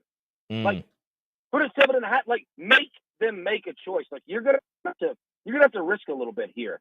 And then you'd have gotten a ton of money on Washington, that would have brought it under. But I'm with you. I thought that the number would have been a little bit higher, but we'll see what the weather has to do with it, right? Because, again, I say that running the football works in the snow, so we'll see about that. Well, and I wonder how much Jalen Hurts' knee plays into that effect, too. Speaking of the snow, obviously he tweaked it in the game on Sunday, but I that's why I think that number's kind of changed a little bit, too, because, A, the Jalen Daniels effects, right? You don't know what Jaden Daniels can bring to the equation, and he's always got a trick up his sleeve. But what does the quarterback play look like from Philadelphia? Yeah, you know what? You probably nailed it right there. That's probably exactly what it is, right? We saw, Jalen score that first touchdown for Philadelphia last week. Yeah, that's a great point, man. And, I think this is going to be a game to where Philly's going to say, all right, defense, you've been winning games for us all year long. Nothing against the offense. We're not being negative on that. But Philly's defense just chokes people out, right? And I think that's going to be the focus again. So, yeah, that's a great point. That's probably exactly why it is. The other game, the Chiefs lost to Buffalo by 9 points in Orchard Park earlier in the season. This one, obviously, in Arrowhead. Chiefs a 2-point favorite. Does Kansas City make it to their 5th Super Bowl in 6 years? Man, how do you say no? Okay, let me say this. How do you say Great question. no? Yeah, right? Because it's like, okay, you don't want to overthink things when you get this far in the playoffs. And the Chiefs have found every way to win this season. I mean, just every single way. And their defense is playing incredible. They're holding teams down in terms of points. Look, I think Buffalo's the better team. But I've said that about a lot of teams that go to Kansas City, and buddy, it ain't easy to win there. I'm going to take Buffalo with the point. But, again, how do you bet against the Chiefs? It's just impossible, man. They just keep getting the job done. Are there any prop bets in the AFC game that you like? Yeah, Josh Allen rushing touchdown. Again, he had 2 last week. With Kansas City's defense, and especially with how important this game is, right? You don't want old Josh Allen to show up, throw a pick in the end zone. I think they're, going to look at James Cook and him. And I think they're going to look at Josh Allen a lot. You're going to get every attempt in the world to do it. There might not be a lot of touchdowns scored in this game. On the other side, Travis Kelce, man, look at the playoffs for every team. Tight ends. They score, and quarterbacks use them. We know Mahomes; he's not running in any touchdowns, but he will look to Travis Kelce for sure. So yeah, man, that's what I'm looking at right now. Also, Patrick Mahomes rushing attempts over 4.5. Look, kneel downs count as rush attempts, right? And you steal one before the first, end of the first half. If the Chiefs win, you can grab a couple kneel downs there. Not to mention, Mahomes will have to run a couple times. They won't do it a lot. 4.5, great number. The Bears have obviously made their decision, hired Ben Johnson, the offensive coordinator from Detroit. Were you surprised that they gave Eddie George an interview?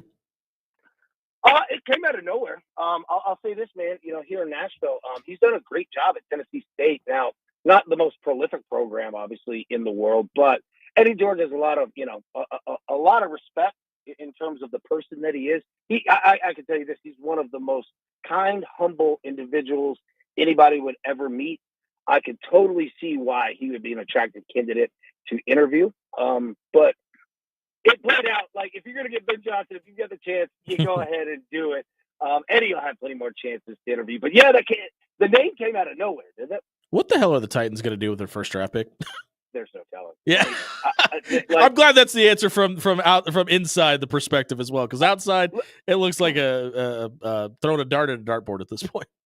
Let me tell you, I used to work there. All right, let me just go ahead and tell you. There's this front office is mad. You got an owner, you never hear her talk, but she's firing people, hiring people. Vrabel's gone. All right, bringing a new GM, and then the GM hired a guy named Chad Brinker, who somehow became his boss in a year and fired him. It's absolute madness. Let me say, there's no telling what they'll do with that first round pick, but I think you just go get the best player that you can. Just don't overthink it. Although they did a quarterback, I don't know if now's the time to do it. I think you need to draft a quarterback when you have stability, because that can really screw up timing. Because if you start getting rid of the coaches next year, then you've got, Cliff Kingsbury, Arizona situation where you get rid of Rosen. It becomes a mess, man. I think that I think the number one thing, they're trying to trade it. I think that's what it is. What percentage do you put on them doing that? Zero. Yeah. Let me say this. There's absolutely no, buddy. let me say, you could end up with the first overall pick. They could trade it to you somehow legally. I have no idea. I think that they'll look to do that. If not, go with a guy like Travis Hunter. And that's a guy that you could put and say, all right, you want to play wide receiver or do you want to play corner? You know what I mean? Like you could have options. Titans need both. Yeah, they need a lot. But yeah, like you could have a guy say, all right, you pick, you tell us. You're not doing both, but you tell us, and we can fit you in. Travis Hunter would make a lot of sense. We're catching up with Alan Bell of Drive the Line here on the Connor Happer Show. A couple of big games in college basketball tonight. Do you have any picks in college basketball tonight? Yeah, I do. I got a couple here, man.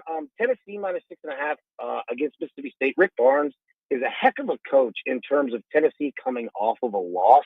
They lost to Vanderbilt by 1 point over the weekend. And we saw, after that drubbing by Florida, they came back and beat Georgia by, I think, about 18. Mississippi State's a good basketball team for sure, but Tennessee's at home, and Rick Barnes usually bounces back nicely. I also like Texas -2, as well as SMU -2. You could really find some nice value. I think SMU could have a really big night. Yeah, I think Mississippi State fans should get out to as many games as they possibly can because Chris Jans might not be around too much longer. I wanted to ask you about one more. UCF is going to Iowa State tonight. Cyclones 15.5-point favorite in Hilton Coliseum. They're coming off that loss to West Virginia. A lot of people are on the Cyclones. Do you have any interest in that game? Yeah, I do. And you know what? I mean, 15.5 is a lot. That's kind of where I'm at. Yeah, it's a lot of points. I'll tell you what, I usually go with correlations here. Like, if you think Iowa State is going to blow them out, and what I'm going to do, I'm going to bet the under because blowouts lead to unders. All right, tight, close games lead to overs here. 15.5 is a lot for me, especially when we're at the middle of the season. You got guys, attrition. You've been playing a lot of games, home road. Yeah, I'm going to roll with the under. That's Alan Bell. You can follow him at Alan G. Bell on Twitter, and don't forget to follow Drive the Line as well. Alan, I appreciate it. Thanks for your time today. Hap will be back next week. Hey, my brother, I tell you what, you come back anytime you want. Bring that Titan first-round pick with you. That's Alan Bell. Go follow him on Twitter and all of his great picks. Alan, we'll talk to you later. Alan Bell from Drive the Line. Check him out. He's got a ton of great picks. There's a couple more he left out there in the ether for college basketball. It's a great slate of hoops tonight, Pete. I'm a little jealous of Hap being able to be in Chicago, but he's going to miss out on some pretty good games. I have that Mississippi State-Tennessee game circled as well. I think that one's going to come down to the wire. You want an over game? That's where I'm taking the over tonight in college basketball. John Walker from the Omaha World Herald going to join us at the top of the 1 o'clock hour. We got a whole lot more to get to. We're going to talk a little bit of pro wrestling. Was Raw moving to Netflix the right move for one Paul Levesque? Peter Cruncher is going to tell us on the other side of the break. We come back. 1620 The Zone.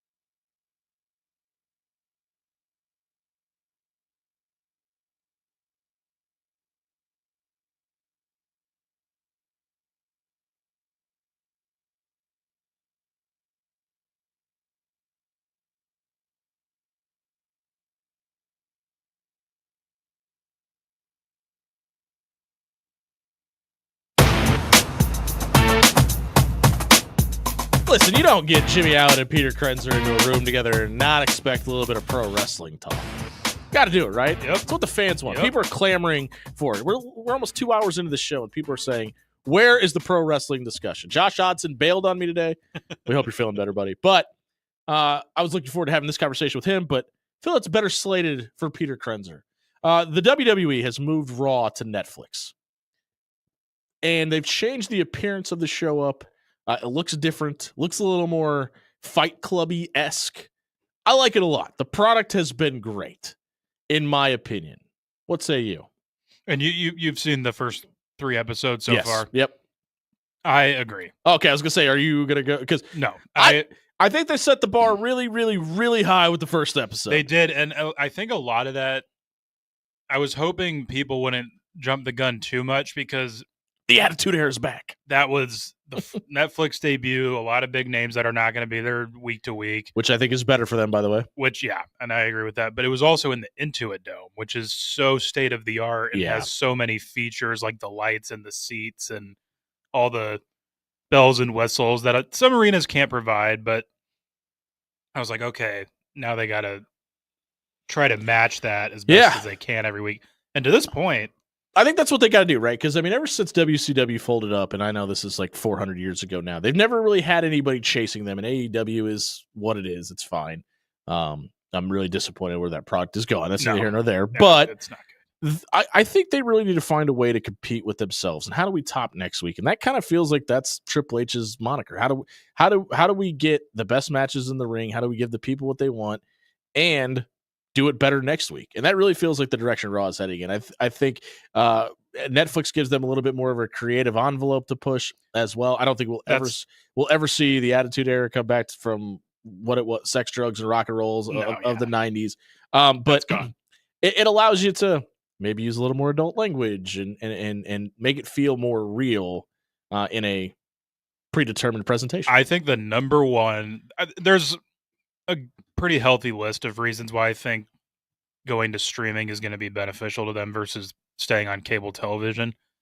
I think the number one thing, and it's showed in the last 2 episodes, is the lack of time constraints.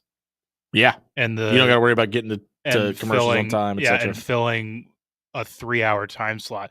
And they went a little bit above 3 hours the first show, but the last 2 shows have been just a touch above 2.5 hours. And they can really choose when to end the shows whenever they want. There's a lot of thought around Rock versus Reigns at WrestleMania this year. I don't think I want to see it. And I don't think we are, because after that latest Rock appearance, that to me reeked of he's not working WrestleMania this year. I mean, I think it's important. I'm not mad about that. I think it's important to point out, like, not obviously last year where he worked the tag team match, but the one he had seen, he tore his back. He tore 4 muscles in his back, and it screwed up a ton of money in Hollywood because of it. So I have to wonder how much of his agents are like, "Hey, just go own the company and don't worry about going and bumping in the ring." Yeah. What match are you most excited about at Royal Rumble? I don't think I've told you this yet, but I am going to go to the Rumble. Oh, I did not know that. Where's that this year? Indianapolis. Lucas Oil. Okay. Yeah. We're going to go to Smack. My buddy and I are going to drive there. What's your buddy's name? Tyler. Shout out to Tyler. Yeah, we're going to drive Thursday. It's like 8.5 hours, not too bad. And then we're going to go SmackDown Friday, Rumble Saturday, come back Sunday. But as of right now, the men's Rumble is the most stacked it has been in a long time. I've been to 3 WrestleManias. And that's my goal ultimately, is to make it one of those. I've been to 2021 and 32 in Dallas. And I've never made it to a Royal Rumble. And that is on the bucket list. That is the one that I haven't done that I'd like to make. I'm hoping this makes up. I went to the Rumble in 22 in St. Louis, and it is notoriously probably the worst now one. The greatest. It's gotten a really bad rap, and it was not good. It was bad. But honestly, that's kind of how like people view WrestleMania 32, where Triple H versus Roman Reigns was the main event. But being there was great. Seeing Shane jump off the cell, the ladder match. Being there in person, I still got to see a lot of really talented wrestlers. Seth Rollins made his entrance right by us, like two very seats cool. away. It was Oh yeah, because he went through the crowd in that one. Yep, right? it was like being there was awesome, but like looking back on it, the show itself not great. Like Yeah. the results were really bad. It's amazing. It's amazing what the end of the show can do for your overall experience. Yeah, and that was when a certain somebody was still calling the shots in that company, and he's no longer around, thankfully. But he's been acquitted, so I don't know if that's a long-term thing. But all the shares have been sold, so maybe I don't know. But I'm very much excited for this one. There's a lot more buzz this time, and and there's also the deal that they signed with TNA. There's a 3-year It's- working arrangement. JBL came back last night. Seeing Triple H promote another major wrestling promotion on his own Twitter account was one of the weirdest sights. I'd never thought I'd see something like that. But Vince McMahon is no longer in charge, and Triple H is promoting TNA. What a time to be alive. And that's not even a part of the odd news, which we'll get to next. Peter Krenzer has the odd news for you. Jimmy Allen in for Connor Happer today, talking all the pro wrestling. As Mike points out, it's still real to us. Yes, it absolutely is. We'll get to the odd news, get to your thoughts, and a whole lot more as the Connor Happer Show rolls on here on 1620 The Zone.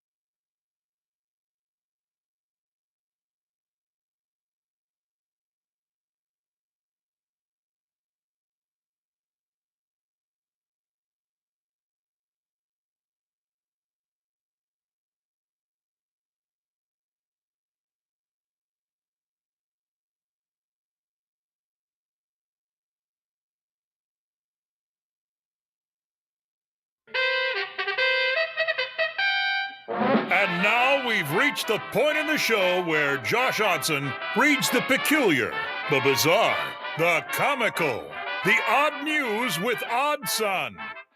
Odd news, Odd Son. See what we did there? The odd news with Odd Son. Josh Odson not in today, but Peter Krenzer is, and I'm sure he's somebody's odd son. So he's got the odd news for us today. Pete, take it away. I do indeed. And we were kind of talking about this earlier. I was a little bit struggling to find some compelling things. People have been normal in 2025? Is that what you're saying? Yeah, I guess so. People are turning over a new leaf. I did until we get to the end of this, then we'll not be. Why did something of great significance happen yesterday? Well, so the first couple of these are sports related, and then this last one's kind of a big curveball, but I thought it was hilarious. First one, after Ohio State won last night, I don't know if you saw this, the person, I haven't seen a name yet, and I doubt she would ever want her name out there. Okay. The designated golf cart driver for Ohio State, Ryan Day, and a couple of the players, including Will Howard, pile onto about an 8-seater. Yep. And they're supposed to be driven to the press conference. That's where they were going from field level to press conference. They have all their gear on, championship gear. And she just, I wish I could play the audio, but the person. Too many curse words? There is a person in the background dropping F-bombs, so I cannot do that. But she absolutely just drills this thing into the wall. Oh. Like, did her best Marshawn Lynch impersonation? And it wasn't even like a little like squeak. Like, she just full on drove this thing straight into the wall, and everyone's like, whoa. And then you could tell she's mortified. But well, of course, and you're on national TV probably, or at least national radio being picked up by somebody. Yeah, that's a bad look. But I would encourage, you couldn't even see her towards the end of the video. I'm sure she just ran away. But I would encourage those with a Twitter to go seek it out, because it's a pretty. Can we share it at Happer Show? Do we have access to the Happer Show Twitter page? Yes, we do. We've been entrusted. Man, how dumb are Josh and Connor to give us access to that? What's the weirdest thing you've ever driven? Weirdest thing I've ever driven? I don't know. I have driven golf carts. That's not really out of the ordinary, though. I guess. Ever driven a boat? Briefly. It's more difficult than I thought it would be. The lack of brakes is really kind of I was honestly curve. more comfortable driving a jet ski than I was a boat. Oh, 100%. Yeah. I felt way more in control of that than I did the giant boat vessel. Yeah, you got to be really comfortable not being in control if you're going to drive a boat. Yeah, that's those carts though. For anybody that's wondering, like if you've ever seen the Cal Berkeley game where the cart just got left on autopilot and started running people over, it's that size of vehicle that she plowed into that wall. Mm-hmm. What else we got, Pete? There is still some carryover from the Summer Olympic basketball fiasco with Jason Tatum and Steve Kerr. Okay. So yesterday, Boston played in Golden State, won emphatically. Yeah, this won was by the largest, 100. The largest defeat at home in the Steve Kerr era for Golden State, 40 points. 125-85. Yep. And post game is the cameras, I knew they were going to be looking for something. They followed Kerr. He's kind of walking over. Curry and Tatum are chatting. They're doing the cover mouth thing. They don't want people to see what they're saying. Jaylen Brown's kind of hanging out. That's just kind of just the three of them clumped together. Steve Kerr wants to say, good game to the couple of them, and they totally ignore him. Don't even look at him. And he's just standing there.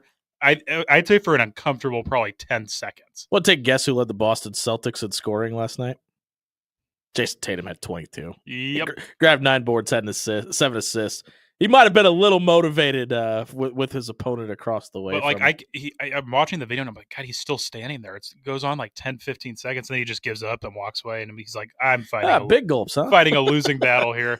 I get it. Jason Tatum is a great player. And I mean great elite, probably top 15, 20 in the NBA. And that's on the low end. But they want a gold medal. Like, you know what I mean? I get that Jason Tatum probably has an axe to grind about it or whatever, but it's really hard to argue with the results, right? Yeah. All right. What's our non-sports story? So, and I'm prefacing this. I'm not here to politically charge the odd news. I know yesterday we about to get kicked off the air. I know yesterday was a big day, but why was yesterday a big day? I could not help. I had to include this because I thought it was the most insane thing. Okay. For those who don't know, JFK's grandson, his name is Jack Schlossberg. He's pretty active on Twitter.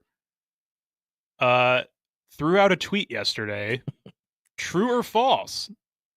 Usha Vance, who is now the second lady of the United States, is way hotter than Jackie O. Jackie O implying JFK's wife, implying his grandma. Yeah. He threw out a tweet asking about. I'd be a little weird if he didn't feel that way, though, right? Because, why even post that? Just so insane, an absolutely insane thing. I don't know much about this guy, but from what I can tell, he's a little out there.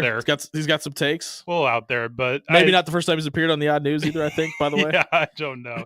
I found one because I didn't know. Like you said, slow news day yesterday. There wasn't a whole lot out there in the universe for us to discuss. So I found one from back on December 27th that really had me scratching my head about decisions being made by the state of New Jersey. Wharton, New Jersey is about 45 minutes up the road from New York City, right? New Jersey. The I-80 runs literally coast to coast. It starts in New Jersey and runs all the way to Los Angeles, which I get. And you want to have an interstate system probably around New York City, and you should probably have it run all the way through New Jersey because that makes sense.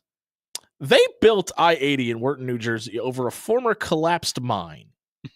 And that doesn't seem like a really good idea from a structure standpoint. Seems bad. With that being said, it took it 40 years to cave in, but it did on the 27th of December, and it finally caved in. And they say that the concrete fell upwards of 55 feet, which means this was constructed above a 55-foot pothole, basically, that they just let happen. That doesn't feel like the best decision from a construction standpoint. Did anyone die? No, thankfully it collapsed with nothing on top of it. Oh my god! But doesn't feel like a whole lot of people would have survived had that been the case. Yeah, 55 feet. Good lord! They built it bridge style. Apparently, there was pictures and there was rods in there holding it up. But concrete in hot and cold situations doesn't always hold up, and that's what causes a pothole. And it was unseasonably warm in December in New Jersey, and then it got very cold out of nowhere. Probably know what I'm talking about if you're in Omaha and can hear the sound of my voice today. And the whole thing just gave in. I don't know how far you got to go to the right or the left to get this off of this mine. Probably want to move. And listen, I know there's sea level issues in New Jersey. This was one you should probably figure out and not let happen again. I wonder if they just built it and forgot, and they're like, "Oh yeah, well, that's where we built that." Well, that's a possibility, but they had to construct basically a bridge underneath it. So the person that made this decision knew what they were doing at the time, but it just feels like fully conscious choice. Wasn't really the best decision. No, that's they are incredibly lucky that nobody was on that. I was very disappointed in doing my research for the Odd News today. I Googled Florida man, and nothing from a news story about a Florida man has come up within the last week. Feels like it's a good run for Florida. Is Florida turning over a new leaf? 2025 is a new year, new Florida, apparently. That's a good poll question. Yeah, there you go. Yeah, is Florida turning over a new leaf in 2025?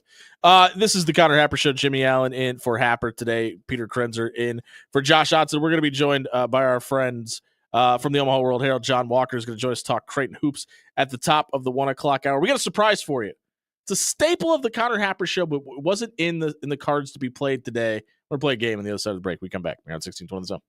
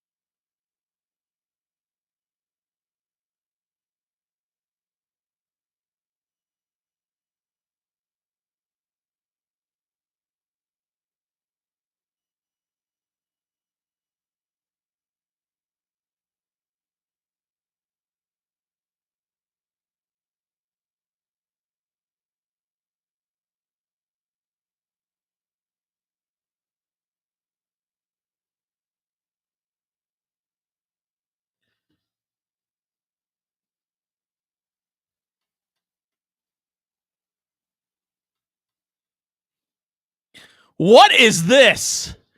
The bottom 5 making a special appearance on the Connor Happer Show on a Tuesday. Josh and Connor aren't here, so we can make up the rules, right, Pete, just as we go along. We're going to do the bottom 5 losers of the college football playoff.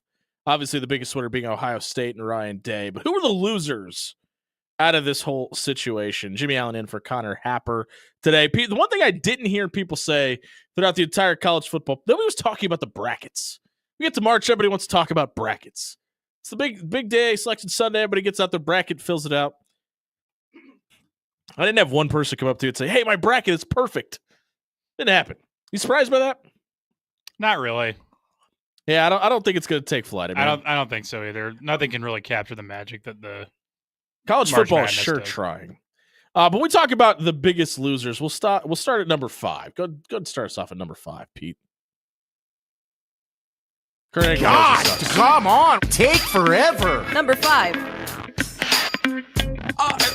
I think it's the non-Power 4 conferences. You didn't have the greatest showing. Boise State gets the bye, and you get kind of whitewashed by Penn State, 31-14. And Boise State has been the Cinderella of college football for a long time, dating back to that Fiesta Bowl, right? And I think a lot of people had this pipe dream that, hey, if we got Ashton Genty and Boise State took Oregon to the brink and they had a chance in that game and they were close the entire time, maybe they could beat Penn State. It wasn't even close, and I think they were lucky to score the 14 points. Ashton Genty kept in check for the majority of the game. Penn State looked just as good as they did against SMU, and I think SMU would have beat Boise State as well. So I think it's a couple things. Obviously, the talent level in Happy Valley much better than on the blue turf, but I think you can argue that Penn State and Notre Dame at the time were the 2 hottest teams in the country as well. So I have them at number 5. Are you participating today, or is this the Jimmy Allen exclusive? I'll hand this one over to you. I'm going to get All right. caught up on my uploads. Yeah, let's do that. All right, we'll go to number 4.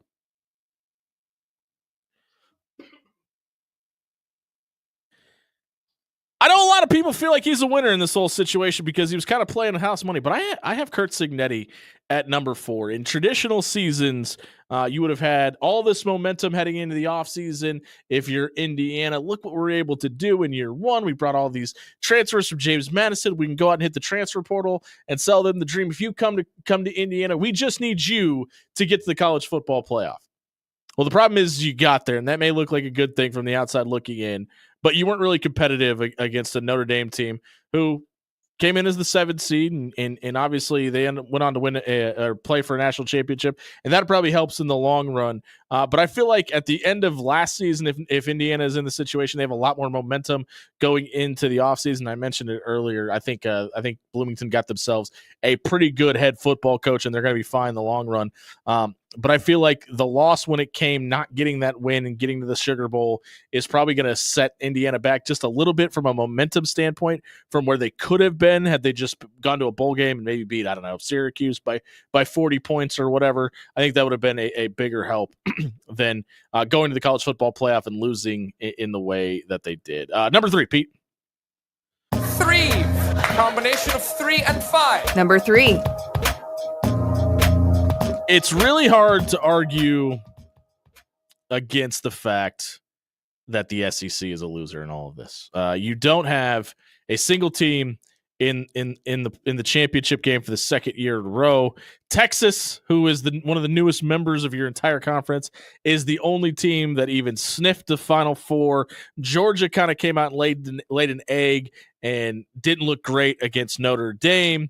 And when you look at what Tennessee was supposed to do against Ohio State, a lot of people had that slated as the best game of the first round. It was Knoxville North. I mean, you had a ton of Tennessee fans in attendance, and all Ohio State did was absolutely roll them 42-17 to go on to take on Oregon. By the way, Nebraska is the only team that lost to Ohio State that Ohio State beat this season by 5 or less points, in case anybody is wondering. Nice. They absolutely dominated the college football playoff.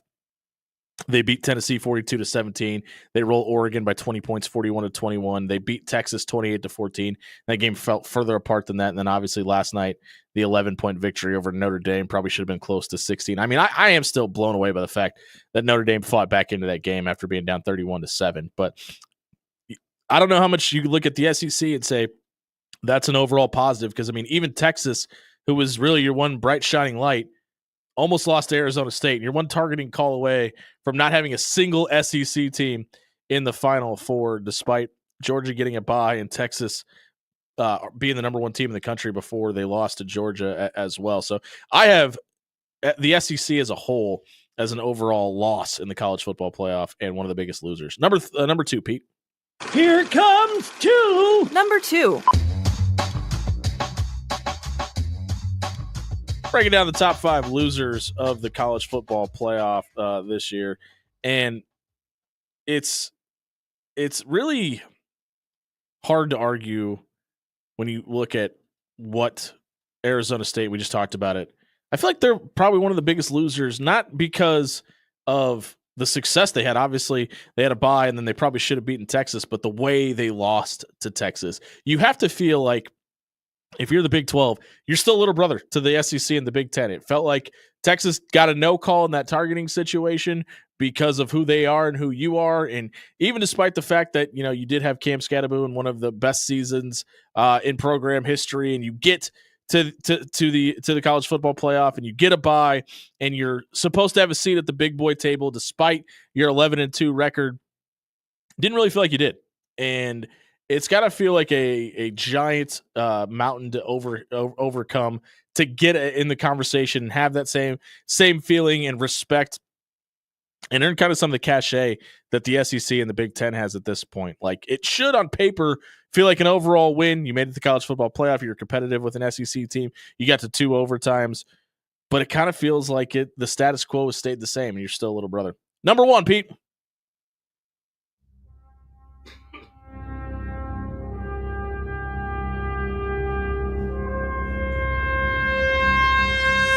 Make it so, number 1.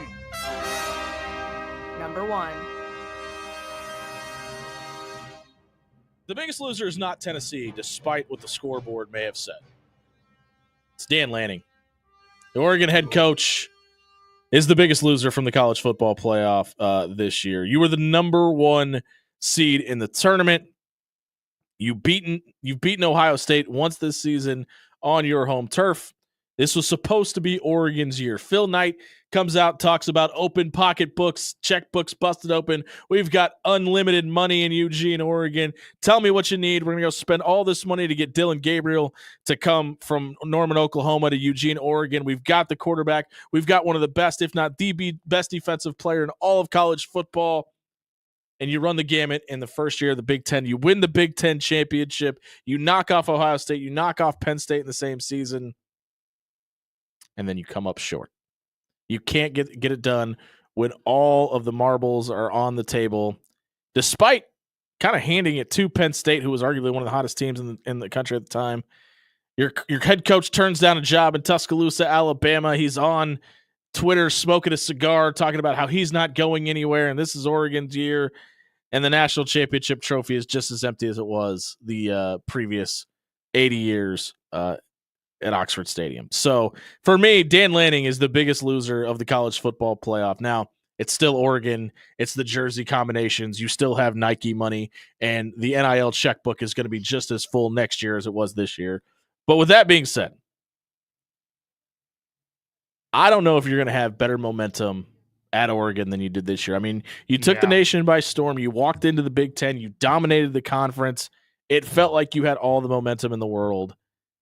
And you have to wonder how much the bye and the week off played into the equation. I mean, we talk about it in the NFL all the time. How much of an advantage is there to the bye? I personally feel like having a home field playoff game is a bigger advantage. You stay in rhythm. You don't get out of sync. You play in front of your home fans, and that can give you a ton of momentum going in to the next season.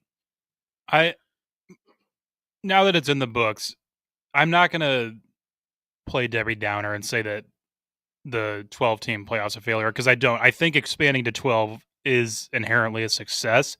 I think the structure is not what it needs to be. And that's obvious. There's going to be growing pains. Like, they've already come out and said we're going to look 16, at reseeding teams and expanding more. And it, like, when you really look at it, there's no excuses. You win the team that's put on the field with you. Oregon's path, if they would have won, was tremendously more difficult than the team that they beat for the Big Ten championship. Oh yeah, 100%. Which is just not how it should be. You still have to play Texas, who I think most people felt was probably the second best team this whole tournament until Penn State and Notre Dame kind of got things rolling. But I feel like there's always going to be this discussion because we have it in March and we have it in the NFL playoffs. Like you can have the best regular season out of anybody, but if you're not the team that's healthy and getting things hot at the right time and figuring things out, it's not going to matter. Like, yes, Ohio State did have 2 losses. They did lose to Michigan. They didn't even play for a Big Ten championship game, but I don't think anybody looked at Ohio State and said, yep, that's the 8th best team in the country. Like they were considerably top 4 in the nation. But even if you take the structure that they have out of this and reseed based on ranking at the time, Ohio State's still in the same exact spot. So everybody that's out there that's saying, hey, listen, obviously conference championships don't matter because we just talked about it with Arizona State. We talked about it with Oregon, that the 2 teams that play for the national championship and the eventual national champion weren't even conference championship winners. But with that being said, Ohio State, even in last year's structure, they're not even in the playoff. No. So I think this tells us that expanding the playoff was the right idea. And I don't necessarily think that restructuring or changing the layout or not giving buys to the number or to the conference champions fixes anything. I don't think it needs to be fixed. I think this version of the college football playoff is the best version we've seen by far. Yeah, you had a couple of blowouts, but when you talk about putting a 1 seed versus a 12 seed, I don't care what structure or sport you're talking about. Yeah. There's going to be a monumental gap there in talent and productivity. Now, I think it helps a lot of the case for keeping it the same that Texas-Arizona State game was as competitive down the stretch as it was. Obviously, it was pretty lopsided in the first half, but that Arizona State was able to jump back into it. And for anybody that wants to champion the SEC and say that, look at the talent, look at the draft picks, look at the success that they've had over the better part of 2 decades, to say that Notre Dame and Ohio State, 2 cold weather schools, and throw Penn State into that equation, were 3 of the last 4 teams standing. I really think that tells you that this structure, I think oftentimes we look too hard to quote fix things or change things for the better, that we miss out on some of the good. Like I think the fact that Boise State was the 3 seed in this equation and not necessarily the 12 seed, because everybody talked about, we're going to give the group of 5 that 1 spot for the 12 seed and they'll always have a seat at the table. It took the first year for them to overcome that stigma and not only grab a spot in the college football playoff, but get a bye because they were able to have a historic season. I don't think that's out of the realm of possibilities. Now, I think a lot of people thought BYU halfway through the season maybe had a chance to even grab the 2 seed at one point because of the way they were playing. And then even up until like week 10, and then the Big 12 just got crazy all of a sudden, and Arizona State ends up winning the whole conference, which nobody even probably up until week 9 thought was even a possibility. So I think those are all great storylines and all made the product on the field for the college football playoff better. And we still have to make the regular season mean something. I think what eventually happens is they just get rid of the conference championship game and go back to the old model of the Big Ten, where the regular season winner is your champion. You're going to have a couple things to figure out there with tiebreaker situations. It's already very complicated. But the only way that I think you can keep the conference championship game around is if you go back to divisions, because you have to have natural tiebreakers in that situation. Now, you can point to the 2007 season and say, what about the Big 12 South when you had Texas, Texas Tech, and Oklahoma, and everybody was in a logjam at the top of, or was it Oklahoma State at the top of the of the division, and then Michael Crabtree on Halloween has that great catch against Texas, and everything gets crazy, and then it obviously worked itself out. But you're always going to need tiebreakers. But I think divisions give you those parameters to give you a path to the end. And the other thing that I think just seeding 1 through 12 and not really making conference championships matter is, Peter, who do you hate in the NFL more than anybody? What team? Patriots. Okay, well, that was a bad example. I was hoping you'd say the Texans or the Titans. But the AFC South, I'm not fond of. Yeah, because it puts stakes into the game. And in today's version of college football, where we've done these super conferences, and Nebraska's in the Big Ten, and you've got the Big 12 doesn't even have Texas and Oklahoma in it anymore, and you've got Cal in the ACC. We've done all these things to take away the traditions and the things that give you feelings about the sport of college football. I think taking more of that away and getting rid of divisions or making conference not matter, I think it makes the sport even feel lesser at that point. So I like the structure. It gives me a reason to hate teams. And what do we love more than hating? Or more than love? We love hate. We want to hate our rivals. We want to see Ohio State fall on their face. We want to see the Iowa Hawkeyes never make a college football playoff for a reason.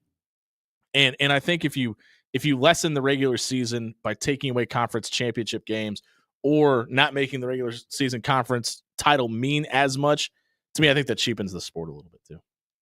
I'm there with you, and I just had this thought. I meant to kind of lead off when we were talking about the result of the game at the beginning of the show.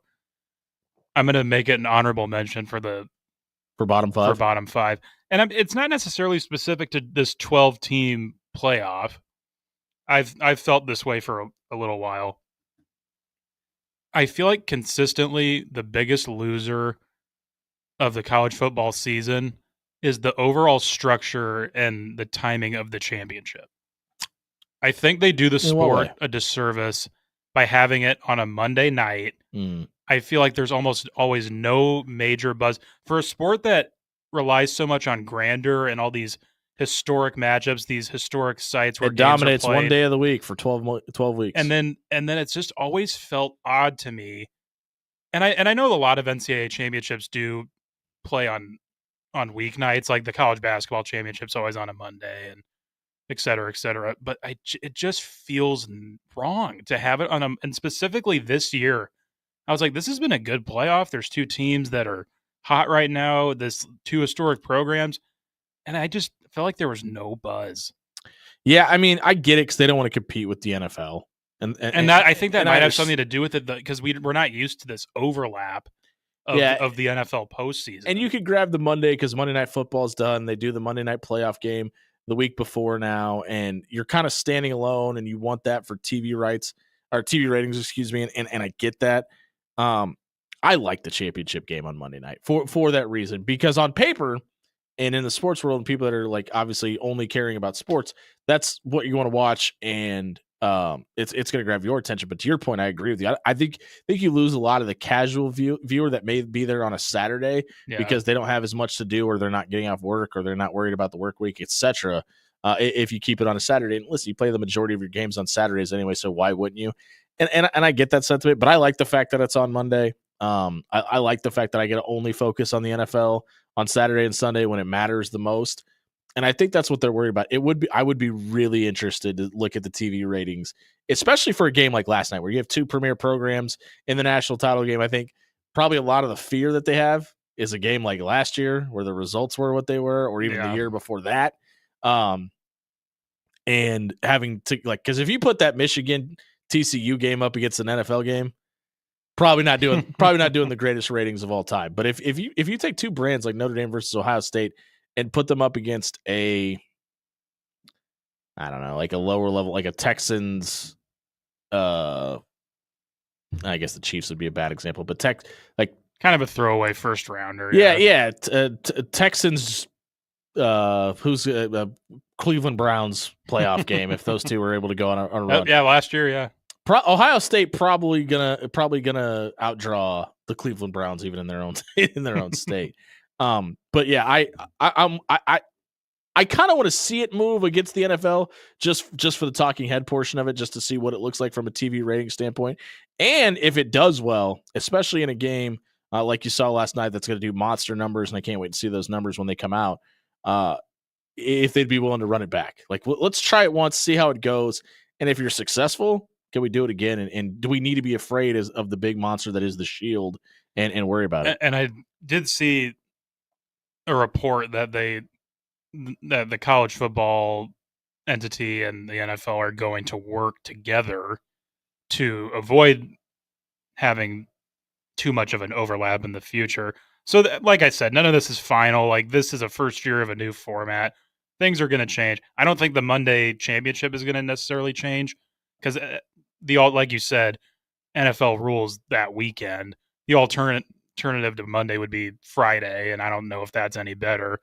But yeah, I don't know. I just felt like I should have been more, and maybe even some of that is just the neutral site thing. Like, it's not at a home site, and now that we have the home site in the first round, you get so amped up by those crowds that when it goes to neutral, it leaves a little to be desired. But not what the poll questions are for, but we're going to ask a sports question in the poll question. Should the national championship game move back to Saturdays? Poll question up at Happer Show. Go vote. We'll get to we're going to get to the poll questions at the end of the show. John Walker from the Omaha World Herald still coming up at the top of the hour. No Jacob Bigelow today. We're going to talk Creighton hoops instead of Nebraska hoops. No, that is not my fault. I know I get labeled as the Creighton guy. That was not my decision today, but we got a lot more to discuss. We'll talk more about the national championship game, and we will get to your phone calls and thoughts on Twitter as well. You can call us 402-951-1620 to weigh in on anything we're discussing today. We'll take a look at the NFL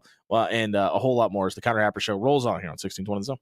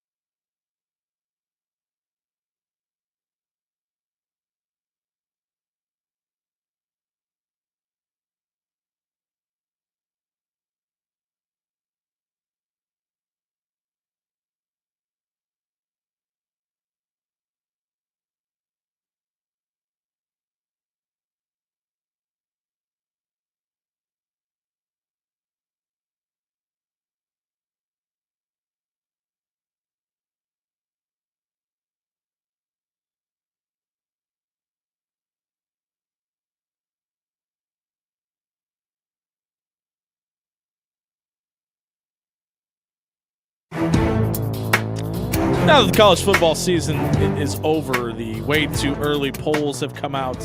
It is officially list season for college football. The 2025 championship odds have been released by Yahoo Sports.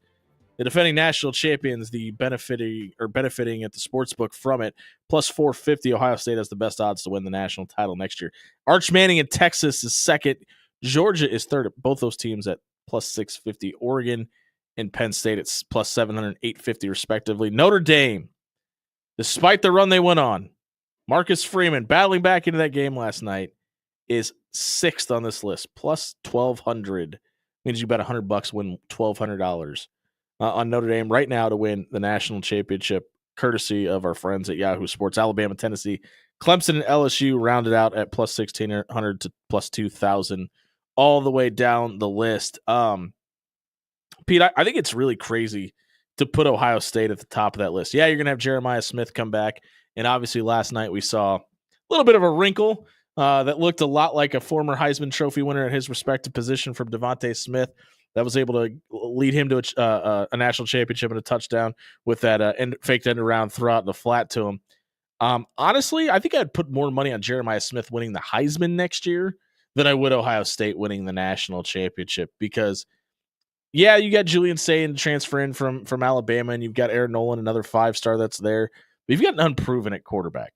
And I think that was the difference for Ohio State this year is you had a guy who – and listen, I've been very vocal about this. Anybody that's ever listened to me on this station knows I love me some Chris Kleiman. Like when Scott Frost got fired, that was my guy. That's who I wanted. I wanted Trev to go down to Kansas State and get Chris Kleiman to come up to Lincoln. But I think – going through that system and playing for that coach before he got to Ohio State helped out tremendously for Will Howard.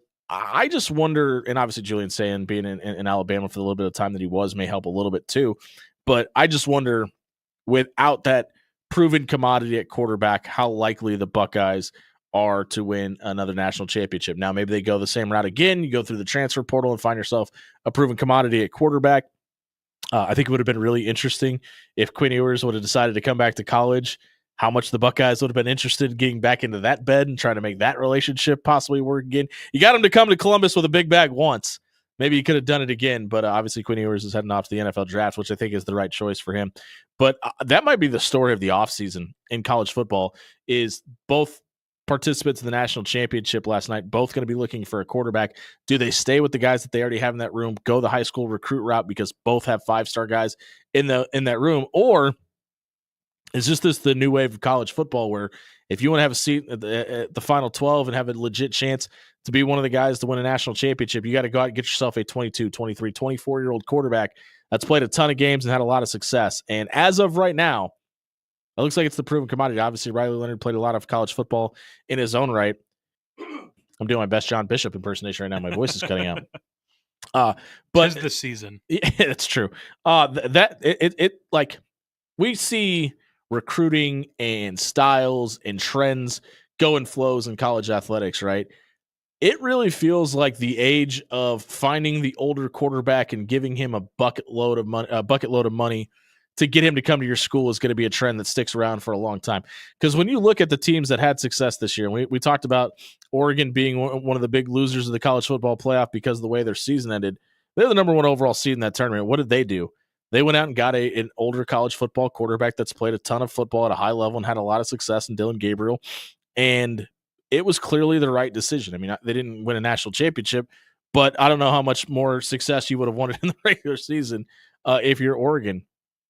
Texas technically had a transfer quarterback in Quinn Ewers, but he's been in that program for a long time and had a lot of success. And now they hand off the keys to Arch Manning, and you're probably in a got to win a national championship situation in your first year as a starter. If you're Arch Manning, I don't know how great you feel about that if you're a Texas fan. But Notre Dame also with Riley Leonard, and football is more of a copycat game than probably any other sport on the planet. And the one thing that both of those quarterbacks did well last night is they threw the football down the field and they could run the ball in a power situation. They were able to run with a lead blocker or follow a guard in a pulling situation and get you some tough yards. It feels like Michigan may have set a trend last year with getting away from the spread style offense and getting back to hard nose, running the football, run it right at you. We got a quarterback that can run. Well, not Michigan, but Ohio State did this year. And when Notre Dame needed some big yards last night, that's the guy they went to. They ran quarterback power with Riley Leonard, and it was their bread and butter, and really would help them battle back into that game. Now, you got to have a quarterback that can be athletic enough and big enough to handle the pressure of that. But when you look at what Philadelphia's been able to do with Jalen Hurts and the QB sneak, and what Notre Dame did last night, what Ohio State was able to do to close out that game, because they literally got to the point where they said, we've got a 23-year-old quarterback. We're going to fake a handoff, but it's going to be a keep the whole way. We're going to trust Will Howard to make the smart decision and keep control of the ball and play it safe. And it obviously worked out for them. Even on that field goal kick at the end of the game last night to ice it out, they put the ball in Will Howard's hands and didn't even let him entertain the idea of handing it off. Even when you have a guy like Quinshon Judkins, who a lot of people thought could have been the preseason favorite to win the Heisman and is going to maybe and probably be the first or second running back drafted in this class behind Ashton or ahead of Ashton Junty, either behind or ahead of. They'll be the probably top two. It feels like there's a shift in college football from maybe this isn't the best news if you're a Nebraska football fan, the Mike Leach, Dana Holgorsen aired out Patrick Mahomes style play, to going back to power football and establishing the run. It'll be interesting to see, Pete, if that kind of trickles into the NFL, because we've seen this surge of not paying the running back and diminishing the value of the running back position. Last two national championships have been decided by teams running the football. And if that's going to leak into the NFL, the value of a running back is going to go up, especially if you keep getting talent of the level of Quinshon Judkins and Ashton Junty, because I think a lot of it is the lack of talent too, and maybe lack of talent along the offensive line as well, or even being used to blocking in that style of offense. And I just accidentally left the stream, Pete. I'll join back in.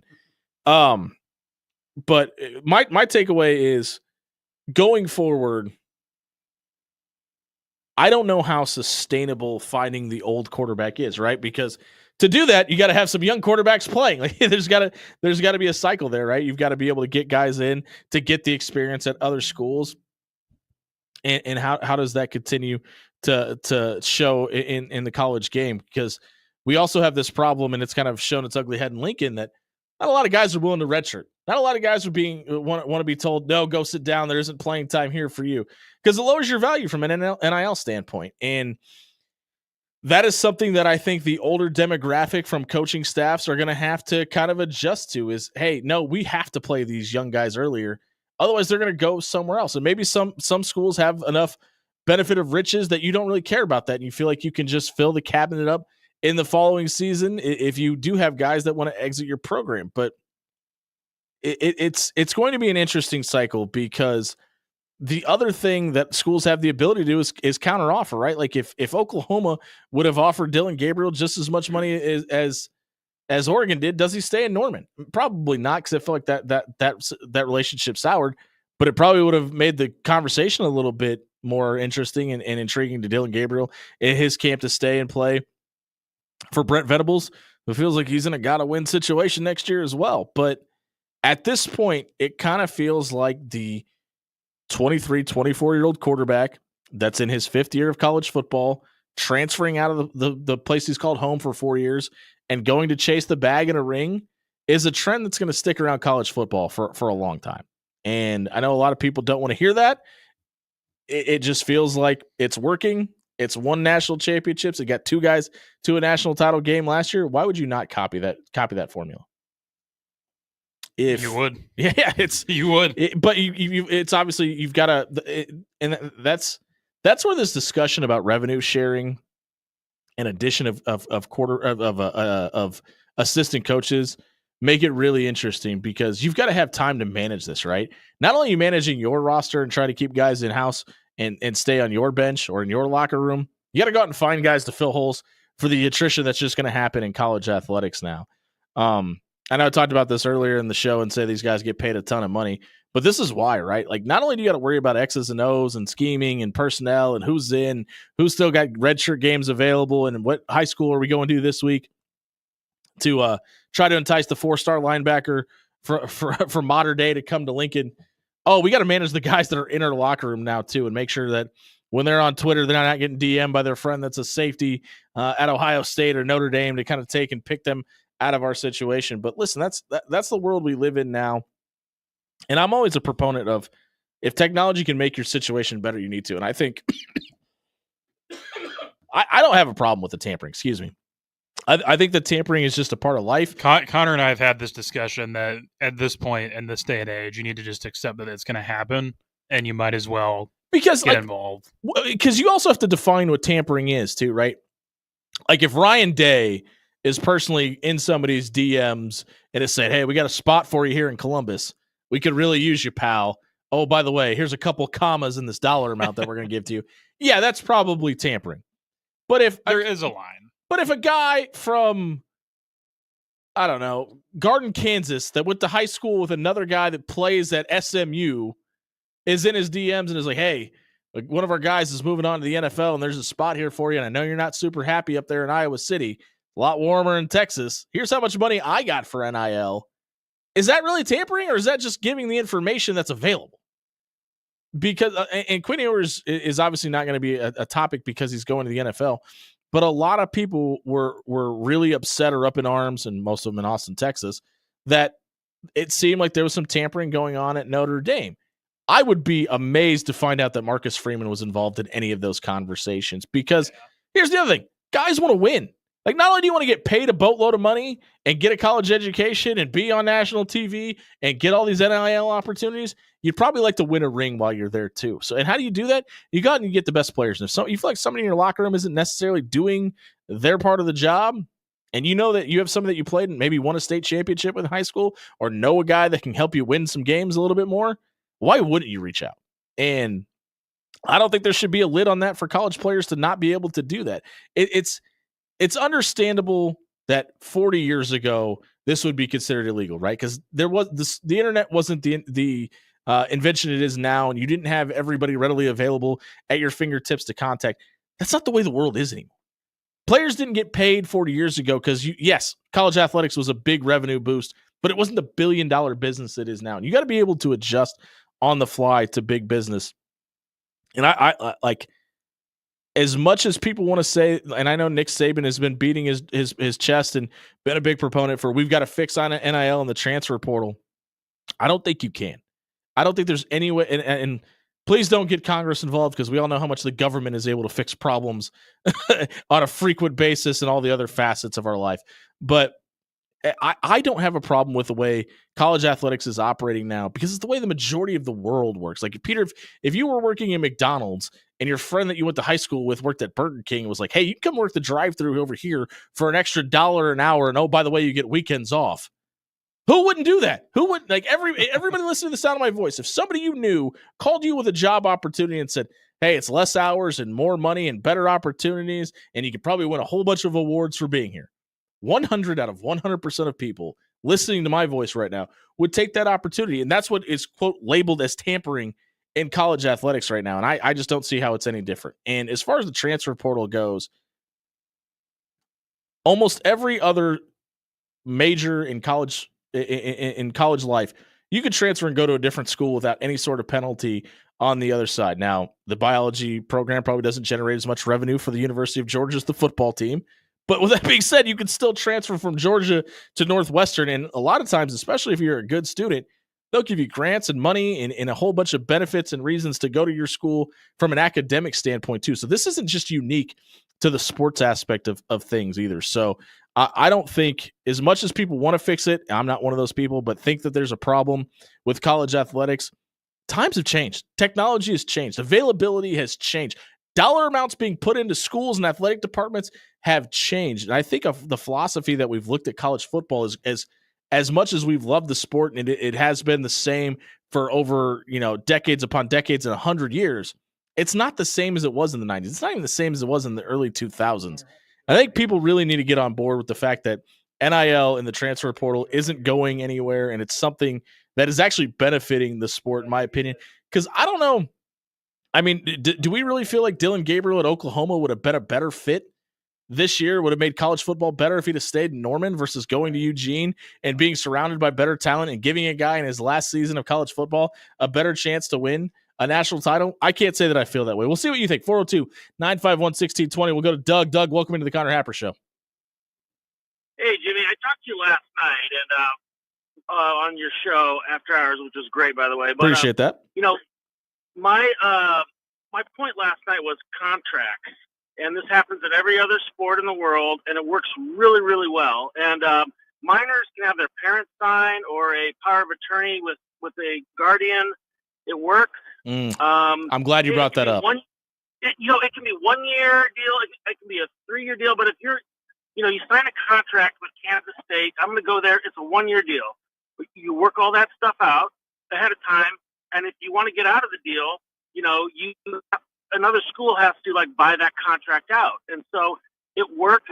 It's like NIL plus a little bit, but like tying their with handcuffs. That's what it is. NIL with handcuffs. So, Doug, you want to know you want to know what the 3 scariest words to a college football coach right now is? Power of attorney. You're talking about the possibility of putting 16, 17-year-olds into the hands of agents and what that would look like. And not only are you now dealing with the player, you're now dealing with representation and lawyers are involved. I promise you, once those words start thrown around in the college football sphere, there's going to be a type of fear in that sport that you've never on paper and from the 10,000-foot view, relegation and contracts and all of that looks like the way to go. And I think I told you this last night. I agree with that sentiment of it. But you're looking at it at face value. And if there's ever a legal loophole, there's going to be somebody that takes advantage of it. Look at the Reggie Bush situation. We weren't even talking about NIL or the transfer portal at that time. And you had an agent stepping in with power of attorney and helping a family out and getting them a house. And now that would be looked at as a positive today. But there are things that aren't looked at as a positive today that are still legal loopholes that people are going to take an advantage of. And if you are willing, and I'm not saying you specifically, but the overall you are perfectly fine with giving power of attorney of a 16-year-old running back to an agent. I don't think that's the way as a society we want to go, man. Okay, yeah, right. But however, there will be good actors and bad actors. Sure. And schools will figure out, hey, I don't want to work with you because you screwed me last time. So I'm not going to do that. So I'm going to work with this other agent, if you will. Right, but hold on, really quick, Doug. I'm going to work with them. In that situation, you're also going to have people not acting as fiduciaries and not making the best decision because if an agent worked with the university, let's say they worked with SMU and SMU undercut them on a linebacker and they got a top prospect that's a quarterback that may have the best benefit of going to SMU and getting the most money and it's the best fit for them and the best chance to get the NFL, that agent may step in and prevent that from happening because they feel, just like you said, some sort of way towards that university. No, that's totally true. And you use a great word, fiduciary. If you're a power of attorney over somebody, you have to do that. So guess what? That person will get sued. Hey, my son could have gone to Alabama, but you sent him to, SMU. I'm not sure. I mean, that stuff can get worked out legally. Yeah, see, but would we rather be having that conversation or talking about kids having the best opportunity available for them to be able to make the best decision and leave when they want versus having to sue? And there's when we here's the problem with trying to fix things. And Doug, I appreciate the phone call. Here's the problem with trying to fix things. On paper, you may be fixing them, but are you also creating more problems behind that? We'll get John Walker's thoughts from the Omaha World Herald. He's going to join us next, talk about Creighton's big matchup with DePaul tonight. Probably a must-win game for the Jays if they want to keep pace in the Big East. We'll get his thoughts on the win over UConn and a whole lot more as the Connor Happer Show rolls on here on 1620 The Zone.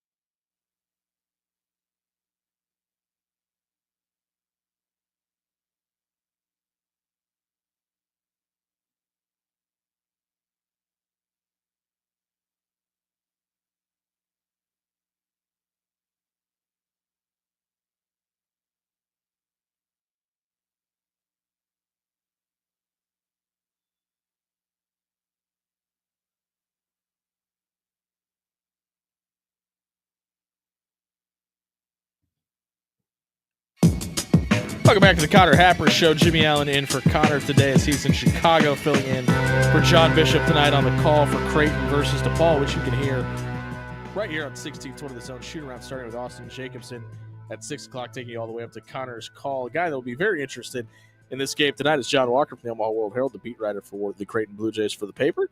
John, welcome into the show. Thanks for filling in today.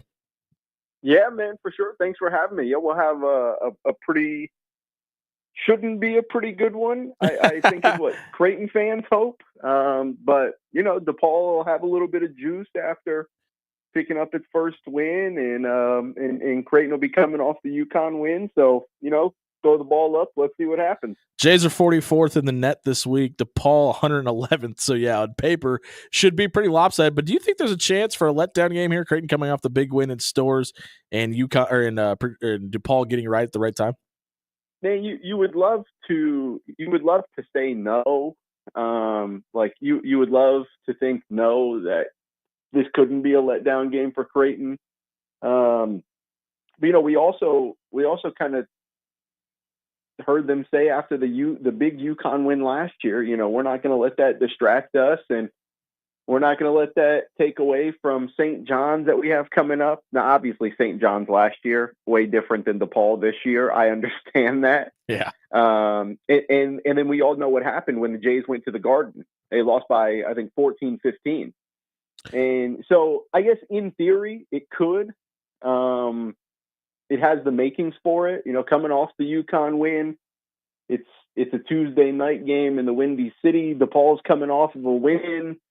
But tickets are a massive $2 to get in the door tonight. Right. Like it has makings to be a letdown, but it certainly should not be. When we look at the Big East as a whole, I mean, not only Creighton's win over UConn, but Xavier's win over Marquette is kind of blowing the doors to the conference wide open. Do you see a path where the Jays could be the top seed heading in to New York City at the end of the regular season? They could, except like you're gonna have to beat the Marquettes and the UConns and the St. John's. Particularly, you're going to have to beat them on the road. So Saturday was a huge step toward doing that. But, you know, I think the Big East, as we all know, and as we've seen, is going to cannibalize itself. The bottom of the Big East is a lot better than it was a year ago. And I know the metrics might not say that, or the records might not say that, but the metrics certainly would. So I think they could, in theory, but boy, is it going to be tough. I think they go to New York as the 3 or the 4 seed, whichever one. But there's a path there in theory, yeah. A lot of the reasons Creighton's on the winning streak it is right now, won 3 of the last 4 and 5 of the last 6, especially the last 2 games. Isaac Trout has been a big focal point off the bench, double-digit points for the Grand Island native. Do you think he's hit a stride to where he could kind of give you that night in, night out, or are we kind of in an anomaly in the season for him? No, I think he has hit a little bit of a stride. You know, 24 points in the last 2 games. I'm not saying that he's going to come off the bench and go 4 for 4 every night. That was an anomaly. Right. Like that was an anomaly in itself. But the thing that we spent the first month and a half of the season saying, man, it's so tough for Jason, Mason, Isaac to get in a rhythm because they have no clue what their role is on any given night. And Isaac has really kind of been the go-to 6th man for the last month plus. And I think he has settled into that. You know, hey, I know I'm going to get 15 to 20 minutes a night. Depending on the matchup, it could be a little bit more or a little bit less. But he knows that when Greg McDermott goes to the bench, he's going to be the first, if not one of the first off of it.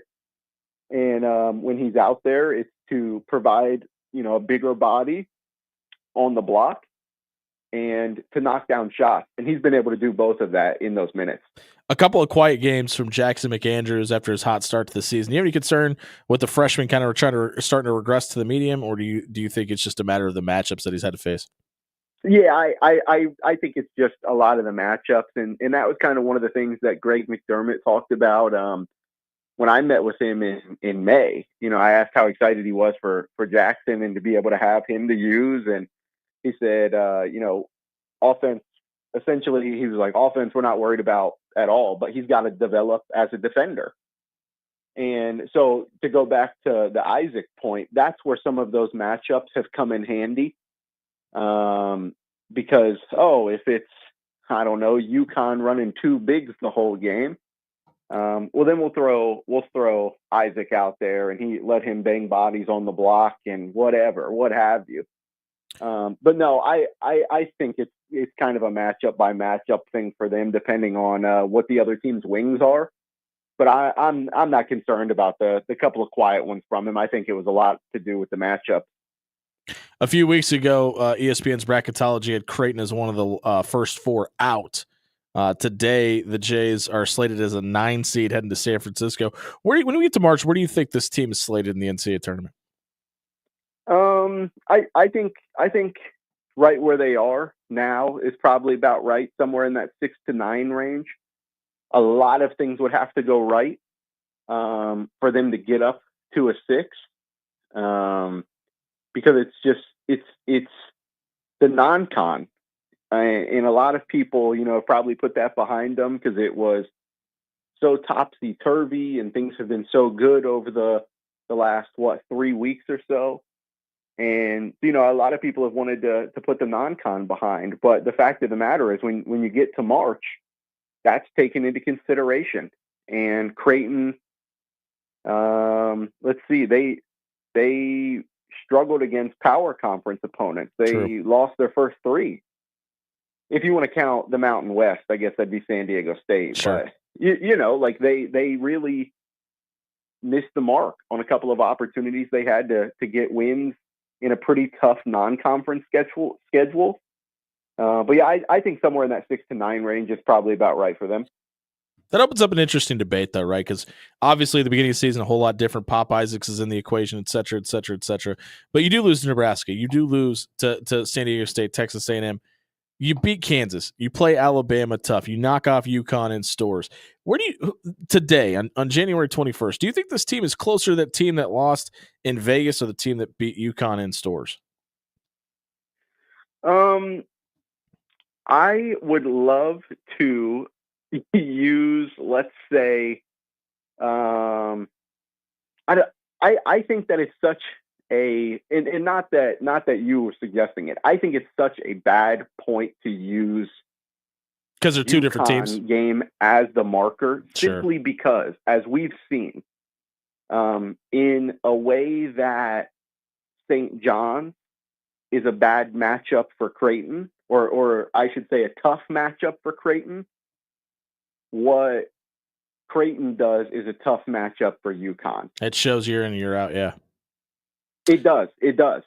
And so, but to answer your question, let's say that Providence game last week, right? Like, sure. I think these Jays are a lot closer to that Providence game than they are that Nebraska game. I think they learned a lot in that Nebraska game. And then they had that really rough week in Vegas, and teams fronted and doubled and crashed Ryan Kalkbrenner until the Jays were going to hit shots from outside. We said that, since the Purdue scrimmage. Right. And that's exactly what teams did. And Creighton has been a lot better from 3 over the last 6 weeks or so, especially. And that's really helped. So I think that kind of tossed in, hey, if we do not do this, teams are going to do this like Nebraska did.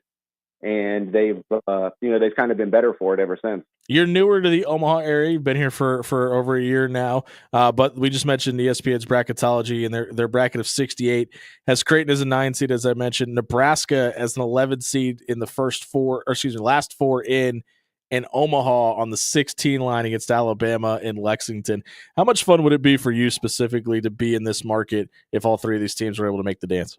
Dude, it would be nuts. I saw I don't remember what bracket it was, what like outlet it was, but they had a scenario where it was like 1 seed Tennessee playing 16 seed UNO, and the 8-9 matchup was Gonzaga Creighton. That storyline would write itself. Wouldn't it? And I was like, yeah, please somehow let that be the region that, or at least the sub-region or whatever that Creighton gets for the first weekend. Because it would be, you'd have the R2, and Gonzaga is really good too, obviously. I'm looking at it now. It's the last 4 in bracket I think you saw, because they have Gonzaga and Creighton as an 8-9, Omaha playing Iowa State as the 1. Okay. So you would actually have the Iowa State Greg McDermott narrative in the next round, as well as R2 versus Creighton, and then Omaha and Creighton. It would be so fun. I'll be in the house as just to watch. Yeah, absolutely. Not to work or anything. I'll be in the house to Thursday's UNO St. Thomas game. So can't wait for that. Hope all 3 do make it. Well, we're catching up with John Walker for the Omaha World Herald here on the Connor Happer show. Tonight, what does Creighton have to do to be able to put the stiff arm out against DePaul and be able to take care of business tonight, in your opinion? I think they have to, and this is the key for any road game. Greg McDermott said that last week. Mason Miller said it last week. Ask Fedor Zugic. He obviously isn't too sure yet. But the key is you have to you have to unload every single bit of doubt onto DePaul early. Yeah. No one has been maybe St. John's, I think, early in conference play, like pre-Christmas, but nobody has really been able to do that against DePaul. A lot of credit to Chris Holtman in his first year, throwing a roster together on the fly, as most coaches do in the portal nowadays. And, for whatever you want to make of how they finish in the Big East or whatever, I don't think anybody can argue that they aren't drastically improved than a year ago. Well, if we're talking about, sorry, go ahead. Oh, you're good. You're good. And so I just think they've been in so many close games that they're probably thinking, oh, okay, it's a 5-point game. We can hang. That's okay. We hung with Marquette. We took Marquette to overtime. And, you just can't let teams like that play with house money. You got to make them spend their own chips. If we're talking about Red Nebraska, I think it's a must-win game at PBA tomorrow against USC. Does this feel like a must-win game for Creighton tonight? Yeah, it really does. I think if I said anything otherwise, I'd go against, what I said 2 weeks ago, 3 weeks ago, that if Creighton wants to make the tournament, you can't have these losses to Butler, Seton Hall, DePaul. Because yes, they're better than they were a year ago, but that doesn't mean anything relative to, Selection Sunday. No committee member is going to sit there and say, oh man, that loss to DePaul is really ugly, but at least DePaul is better than they were last year. Right. Yeah. Like they're not going to do that. So yeah, I think so, just because of where DePaul is and what their only other win in Big East play was over Seton Hall. And they've been in some close ones, but if you lose to the team that lost to Seton Hall, not good. Yeah. Not good on your resume at all. Jays are only 6.5-point favorite tonight. That's surprising to you?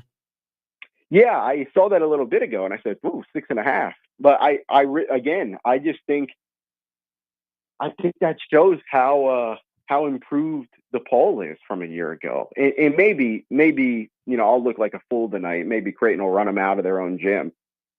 Yeah, it'll probably feel like a home game for the Jays tonight too. By the way, right. But again, Marquette couldn't do that. Sure. And teams haven't been able to do that. And so no, I think they've kind of played with the they said, hey, if we don't have the most talented roster, we're going to have one of the scrappiest. That's for sure. And that's really kept them in a lot of games. And ironically enough, those are kind of the teams that Creighton has struggled with at times. So they shouldn't tonight, but again, they could. I think he's a guy that has a chance to throw his name into the hat of this discussion for Coach of the Year. Do you think Chris Holtman may have a chance to win Coach of the Year if DePaul can even win 3 to 5 games this year in the Big East, or is what Shaka or whoever wins the Big East doing such a hurdle to get over that's kind of probably going to be locked up by one of those top 3? Yeah, Coach of the Year. No, I think Coltman would have had to win like at least 5 games. You know what I mean? Like Yeah. it's not Which is really funny to say. right. Like it's just not it's not that significant of a jump to overshadow what Shaka's doing or Even Ed Cooley. or what Rick Pitino's doing, what Ed Cooley's doing. I'm going to sound like a homer here, and that's okay. I promise I'm being objective. Greg McDermott's firmly in that conversation. Absolutely. Yeah. And I hadn't thought about it until a couple of days ago.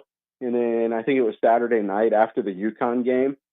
I was going to tweet something that's like, would you believe me if I told you a month ago that Creighton would lose Pop Isaacs and then win 6 of 9, including 5 of 6?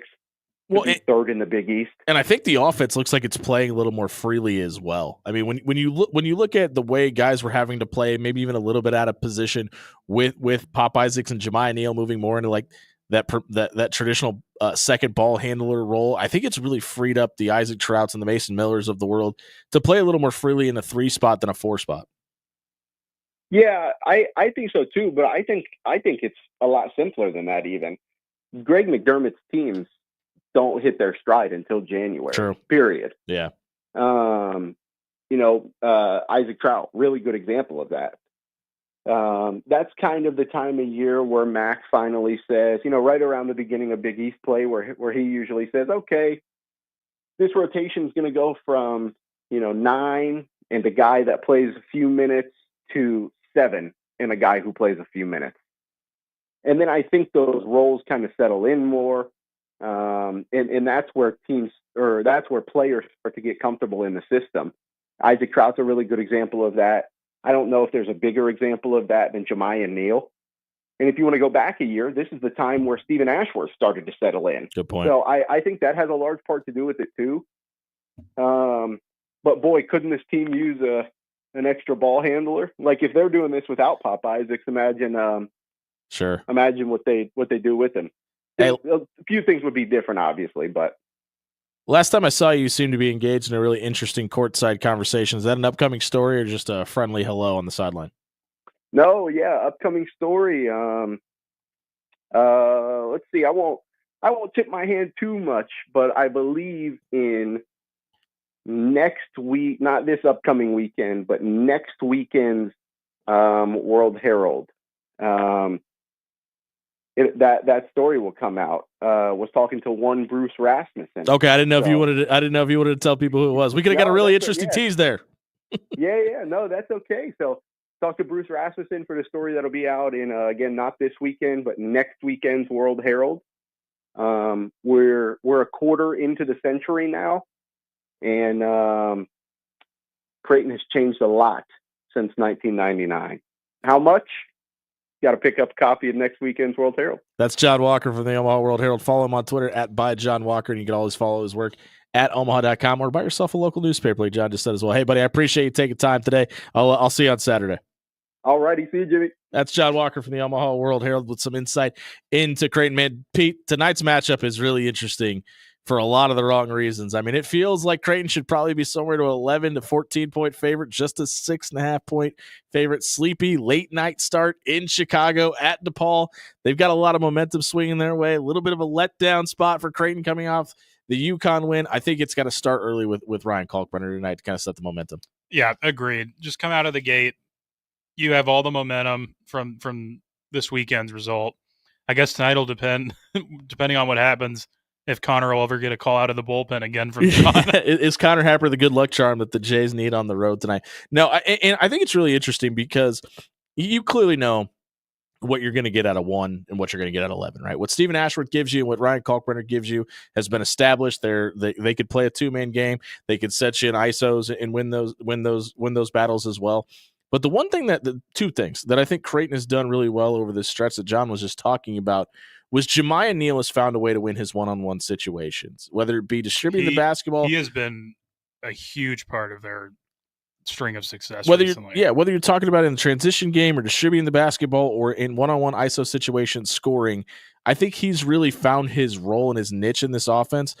because he's not going to give you the boards and the blocking and the slide defense and the drop coverage that Ryan Kalkbrenner gives you. He's not going to give you the 3-point percentage shooting or the dynamic offense from beyond the arc that Steven Ashworth gives you on a consistent basis. He's got to kind of find a way to be a mold of Arthur Kaluma and Baylor Shireman, which are two completely different guys, but like a mold of that where he's got to give you Baylor's rebounding ability, but he's got to give you Arthur Kaluma's ability to get to the rim and finish and set the tone in a physical standpoint for this Creighton team. And it kind of feels like he's molding back into that because that's kind of who he was at Arizona State too. But when you go to a place with a hashtag with the monikers hashtag Let It Fly, and you probably want to score a lot and be a prolific scorer and be featured in this offense because it does wonders. I mean, we're talking about Baylor Shireman and Trey Alexander as two guys that have done really well in the G League and are both going to get shot. And Baylor's already back in Boston, and Trey's going to be in Denver sooner than rather later too. And you want that feature and to be that guy and have the ability to score to where it's going to give you a shot to get in front of NBA scouts. But then when you show up and you've got a two-guard in Pop Isaacs and he goes down, you're asked to do some different things that you weren't really practicing in the offseason, and now you've got to find a way to find your role in this offense that's already complex in its own right. The defense is even more of a complex slate.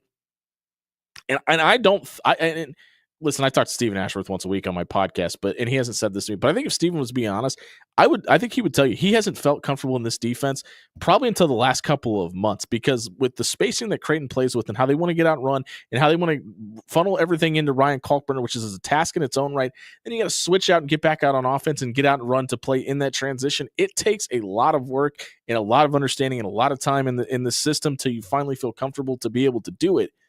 Now you're taking a piece of the puzzle out of the equation that you had for the entire offseason, and everybody else is kind of building the plane while you're flying it now to this point.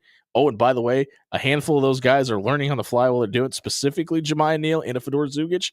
That's a lot to ask of somebody, even an upperclassman that's played a ton of basketball at a really high level. And it feels like Jemiah and to some degree Jackson McAndrew are kind of finally hitting that stride of what they are in this offense and who they are and how they fit into Creighton's system.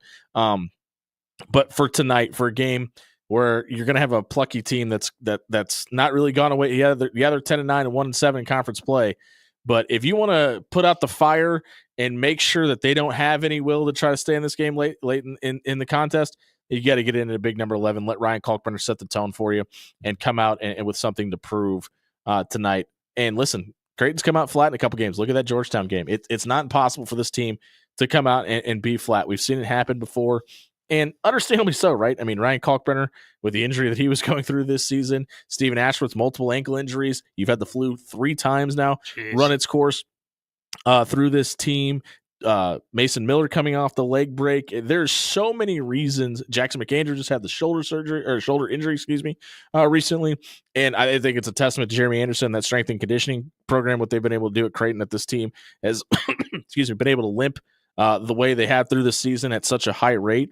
But I don't think it's any surprise with everything that I just said that Creighton's 12-6 on the season. And now that they're starting to get healthy, they're going on a run. But you got to keep the momentum heading into Saturday, which will obviously be a tremendous showing for the Pink Out game and everything that goes into that against Seton Hall.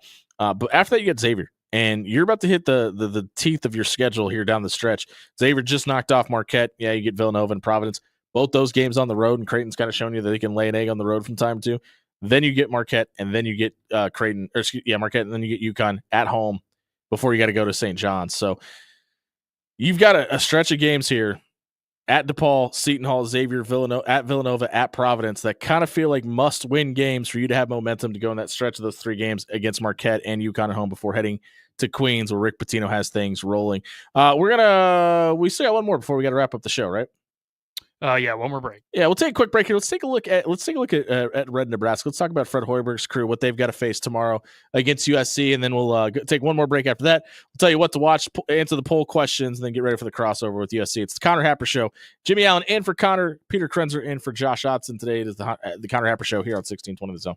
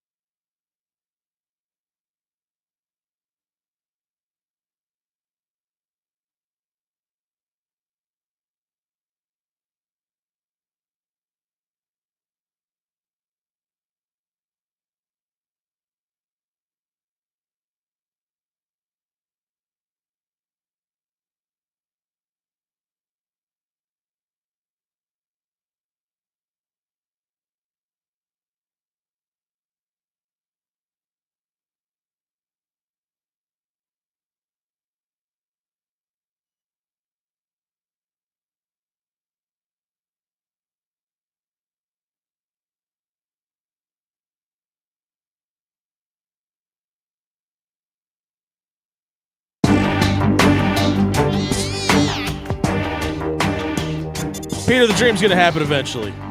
We will have all 3 of the local basketball teams in the NCAA tournament. It's going to happen eventually. I thought this year could be the year. Man, they got some stuff to figure out in Lincoln before that happens. it's Listen, I think Chris tough sledding there. Chris Crutchfield in Omaha is ahead of the curve, and I don't even think that's debatable. I think he's probably a year, maybe even 2 years ahead of where a lot of people thought it would take to get this program up to where you could compete for, maybe even win the Summit League. But they're in discussion as the top team in that league, and a lot of people feel like this may be the year they do. It'd be very cool to see the Mavericks get a shot.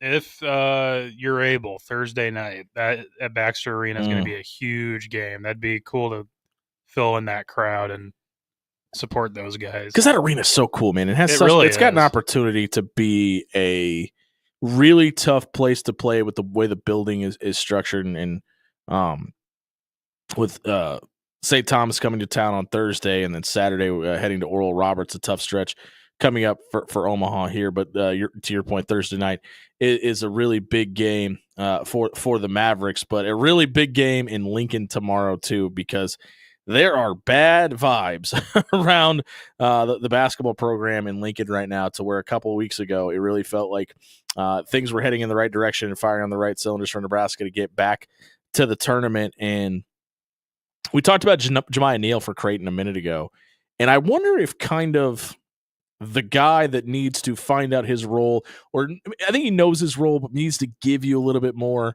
from an offensive standpoint, is Bearcay. He gives you 8 points after a nothing burger against Rutgers. Does when we talk about giving you more offensively, because I think he's there defensively, I think that's the guy who is still they're still trying to get him to figure out what he needs to give them in his role, because he seems like the one, specifically on offense, that just seems square peg round hole a little bit sometimes. A little bit farther behind everyone else. Like he's not quite up to speed with what needs to happen. Yeah, and he could he's obviously giving you some really good minutes defensively, but like the Rutgers game specifically, he just looked lost at times. Yeah, and completely. And I don't want to say it's kind of understandable, but when you have Bryce Williams and Jawan Gary going off for 41 combined, maybe sometimes it's just best to just get out of the way and let them do their thing, because this team's obviously going to go as far as those two guys let you go, right?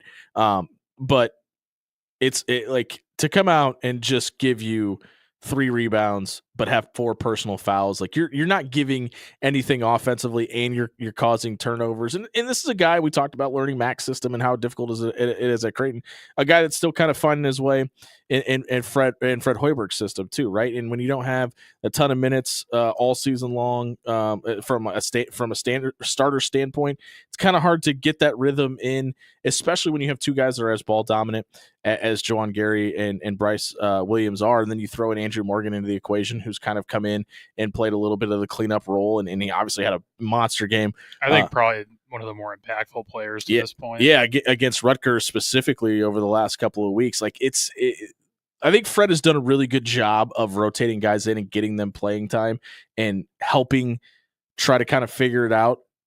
I think Nebraska's also run into a couple teams that are just kind of figuring some things out at the right time too. Listen, the Purdue game is what it is. I don't think anybody expected to walk into that building and win that game.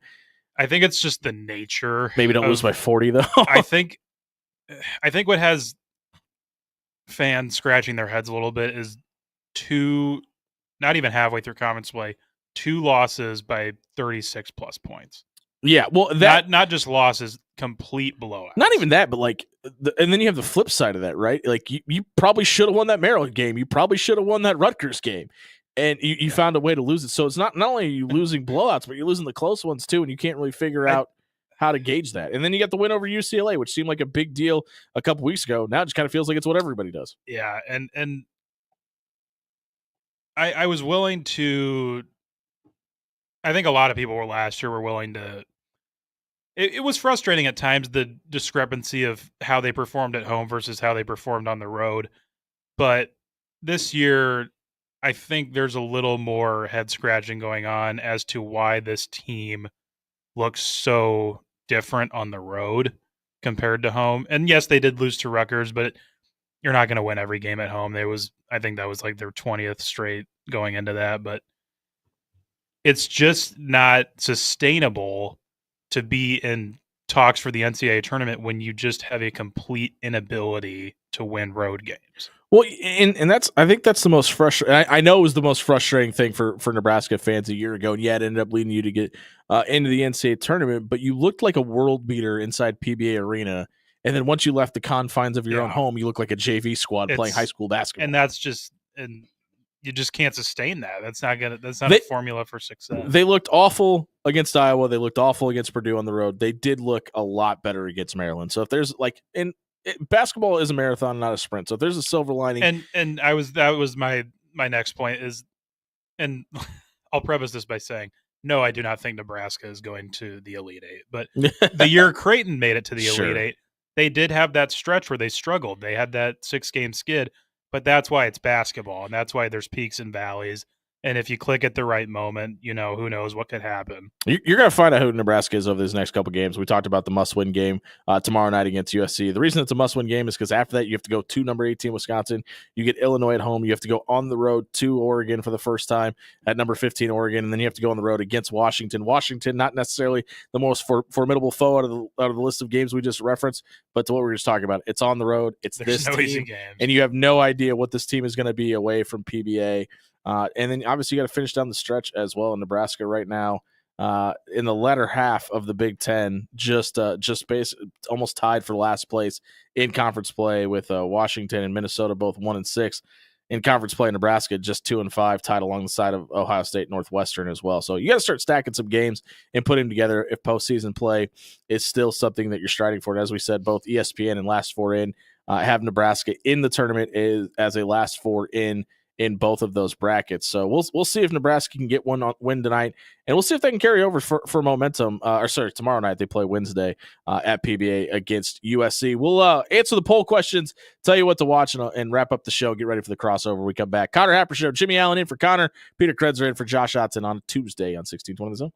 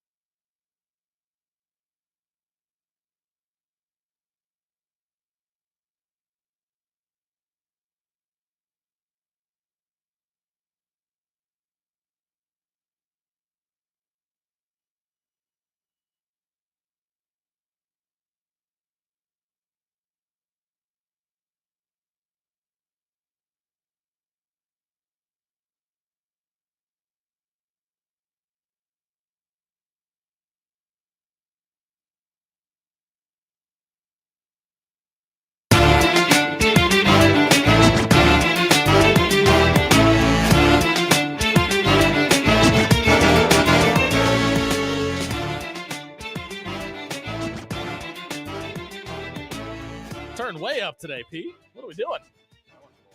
Blowing out all the speakers across Omaha. It's Connor Happer show here on 1620. My fat finger was on the wrong deck there. It's all the way out. I was like, let me just play it throughout the whole segment. I was like, did I turn on my headphones? No, Peter Krenzer just playing all the hits today here on 1620 The Zone. Wrapping up the show. Thank you to John Walker for coming out of the bullpen for us today and filling in when Jacob Bigelow couldn't make it today. Hopefully he can get back with Connor when Connor gets back from Chicago. And a big thank you to Alan Bell for joining us. Always a good conversation when AB stops by. One of the best and most knowledgeable people when it comes to sports gambling. Check out Alan Bell on Twitter, Alan G. Bell, if you haven't done so yet. But it is time for us to answer the poll questions and figure out what we are watching tonight. We'll start off. Not too many poll questions today, Peter. I feel like we let the folks down. But honestly, I usually average 1 to 2 when I fill in, so they expect it. You know what? We don't get this opportunity. Next time we'll be better. Hap, we hope you let us come back and run the show one day, and we will be better. But the first one, is Florida turning over a new leaf in 2025? Listen, not a single Florida man story. Only 3 weeks in the news for an entire week. I feel like that's a record. I'm going to say yes. 37 votes. 86% of people say no. Florida's changing, folks. Too early, they say. Too early. Peter Krenzer is on the bandwagon that the national championship game should be moved back to Saturday. The most voted on poll question of the day, 88 votes. I'm going to say no. I like it on Monday nights. Wow, Pete, 88% of voters say yes with you. Right. They think you're onto something. I have some supporters. And as Robert on the comments points out, clearly a lot of people don't work on the weekends. Yeah, and I think that's a lot of it too, right? I mean, there's not as many traditional 9-to-5ers out there or Monday through Friday style jobs. There's a lot more unique jobs that demand you to work on the weekends. I mean, my job is from 6 to 8 p.m. Monday through Friday. I have never worked a normal schedule in my life. So I think that's it. I'm in that camp. How old are you? 23, 24? 25. 25. Actually. I had 1 to 3 shot at it. I think that's like a thing because I don't think I did till I was like 30 either. So it's a rite of passage. You're putting it in. Definitely does not please my family or my friends. And I'm like, you know what? You're paying the dues right now. I'm doing what I got. Do you have a lot of friends around your age that do work a typical 9 to 5? Yeah, quite a few. That's surprising to me. Quite a few. What are we watching tonight? I on the basic broadcast networks where they have the random new shows anymore. And spinoffs. Yeah, there's Kitchen Nightmares on Fox at 7. What is Kitchen Nightmares? I think that's the Gordon Ramsay show. So it's another Gordon Ramsay. Sounds like a Gordon Ramsay show. So if you like that kind of thing, check it out. I've heard there's St. Dennis Medical NBC at 7. I've heard good things about that. Pretty funny. Is that I was going to say like a Grey's Anatomy hospital spinoff? comedy kind of thing. Scrubs 2.0? Yes, that could be. Okay. NXT for the wrestling fans. We were talking wrestling earlier. That's on CW at 7. On the sports side of things, great slate of basketball tonight. Very good. FS1 Big East doubleheader. You can choose your lead-in for Kraton. They will be the second game at 8:00, but the first game features Butler and the screen just refreshed on me. Of course it did. I think it was Butler and Seton, or no, Butler UConn. UConn, right? Yeah, Butler UConn, and that's at 6. That leads into Kraton. Can sync up Connor's debut call with the game. For anybody just joining us wondering why my ugly mug is on your screen right now, not the beautiful beard of Connor Happer. Connor Happer is in Chicago calling the game for John Bishop tonight, who actually will be here for Unsportsmanlike Conduct, though. A lot easier to do a 4-hour radio show with a co-host than a 3-hour solo basketball broadcast. A really good game. 6:00 ESPN2, Mississippi State and Tennessee, a top 15 matchup. And that is on ESPN2 because on ESPN, I have yet to check this out, but this TGL Golf League, it's like the Tiger Rory thing. I still haven't seen it. It's like Tiger and Rory took a look at Top Golf and said, we can make this way cooler. And they did it. Clearly, they must have gotten a good deal to get the ESPN slot. Yeah, it looks awesome, man. It seems like people are digging it and they're enjoying it. So that's at 6 on ESPN if that floats your boat. But yeah, lots of good basketball tonight. I cannot, as an avid defender of the NBA, I cannot recommend the doubleheader tonight. Whew, it is a brutal one. It's New York, good Knicks team, but they're playing Brooklyn, who's actively tanking for a lottery pick. There's not a matchup in the NBA tonight between two teams with winning records. No, there is not. It's a terrible slate. Only the Magic Raptors game is a single-digit point differential from the spread standpoint. And the second part of the TNT doubleheader is Philly and Denver. which, surprise, surprise, will not feature Joel Embiid. I don't know if he will ever play another competitive basketball game. The Denver Nuggets might win that game by 40. They might. And I did see, this didn't surprise me, but it still was a little bit shocking. Joel Embiid in his career has never played in Denver. He has sat every time. He's scared of Jokic, man. And it was kind of a running joke, but it's getting really hard to say that that's not true because he has yet to play there. Yeah. So who knows what's going on with that? I'm sure Philly fans are wondering the same thing. I clearly will be paying attention to the Kraton game tonight because Alex Drake and I will be on the post-game coverage for you. But I'm really intrigued by that Mississippi State-Tennessee matchup. I think that's going to be good. I think the Vols win it, and I said this to Alan Bell earlier. But listen, if you're a fan of a college basketball team that's in need of a head coach next season, Chris Jans is going to be a guy that's getting a lot of love from around the country, and not going to be long for Starkville, Mississippi. But the other game that I think is really intriguing that we talked to Alan about as well, and the reason I brought this up, Iowa State coming off that loss to Darren DeVries in West Virginia at home, back inside Hilton Coliseum, UCF on the road. The Knights playing a lot better than I think a lot of people thought they would this season. They just barely lost to Houston. Probably want a little bit of revenge on the road. Cold weather game, got to come up north. Maybe a little incentive to put a hurting on a top 5 team in the country. I think UCF not only can cover that 15.5 tonight, might be upset alert names Iowa tonight. I know Hawkeye fans Cyclone fans. Hawkeyes fans want to hear that. Cyclones fans not so much. If you're a Cyclones fan, I might be a little weary about upset alert inside your home building tonight against a team that's coming in pretty hungry with a lot to prove in the Big 12 standings. That'll be good too. And if you haven't seen Keyshawn Hall play yet for UCF, he is a ton of fun and plays basketball at a very high, fast pace. They play a good style of basketball. I think their chances of maybe going on a run in the Big 12 tournament are really intriguing as well. Marquette's got a lot to prove tonight. They're lucky enough to be on the road at Seton Hall, but it is a Big East road game. That isn't always something that comes with a ton of ease. So and as John alluded to earlier in your conversation, the bottom of the Big East is a lot stronger than in years past. Right. I mean, and honestly, that's kind of where Seton Hall finds themselves right now. But yeah, you got to win over DePaul, but you played Providence really tough. They laid an egg against St. John's. We've seen Big East teams come out, lay an egg, and come out with something to prove on the other side of things. I don't think Seton Hall is very good, and they absolutely should probably lose by 15-20 tonight to Marquette. You got to wonder how much Marquette's feeling themselves after that loss, and are they going to get stuck in a little bit of a lull as well? Do we got to get out of here to get to the crossover? Oh, I think it's about that time. All right, let's do it. Well, we appreciate everybody that joined us in the YouTube chat today. Appreciate everybody that gave us a phone call. We didn't get the text message. Do we have any text messages today? Do you have access to the text line? I don't either. So if you text us, we apologize. I don't have that clearance. We weren't actively ignoring you. Sorry, we just don't everyone. have access to it. But thank you to Connor Happer for allowing us to do this. Thank you to Josh Odson for reaching out as well. Thank you to all of you that joined us today. The crossover with the boys from USC is next. We'll see you on the other side.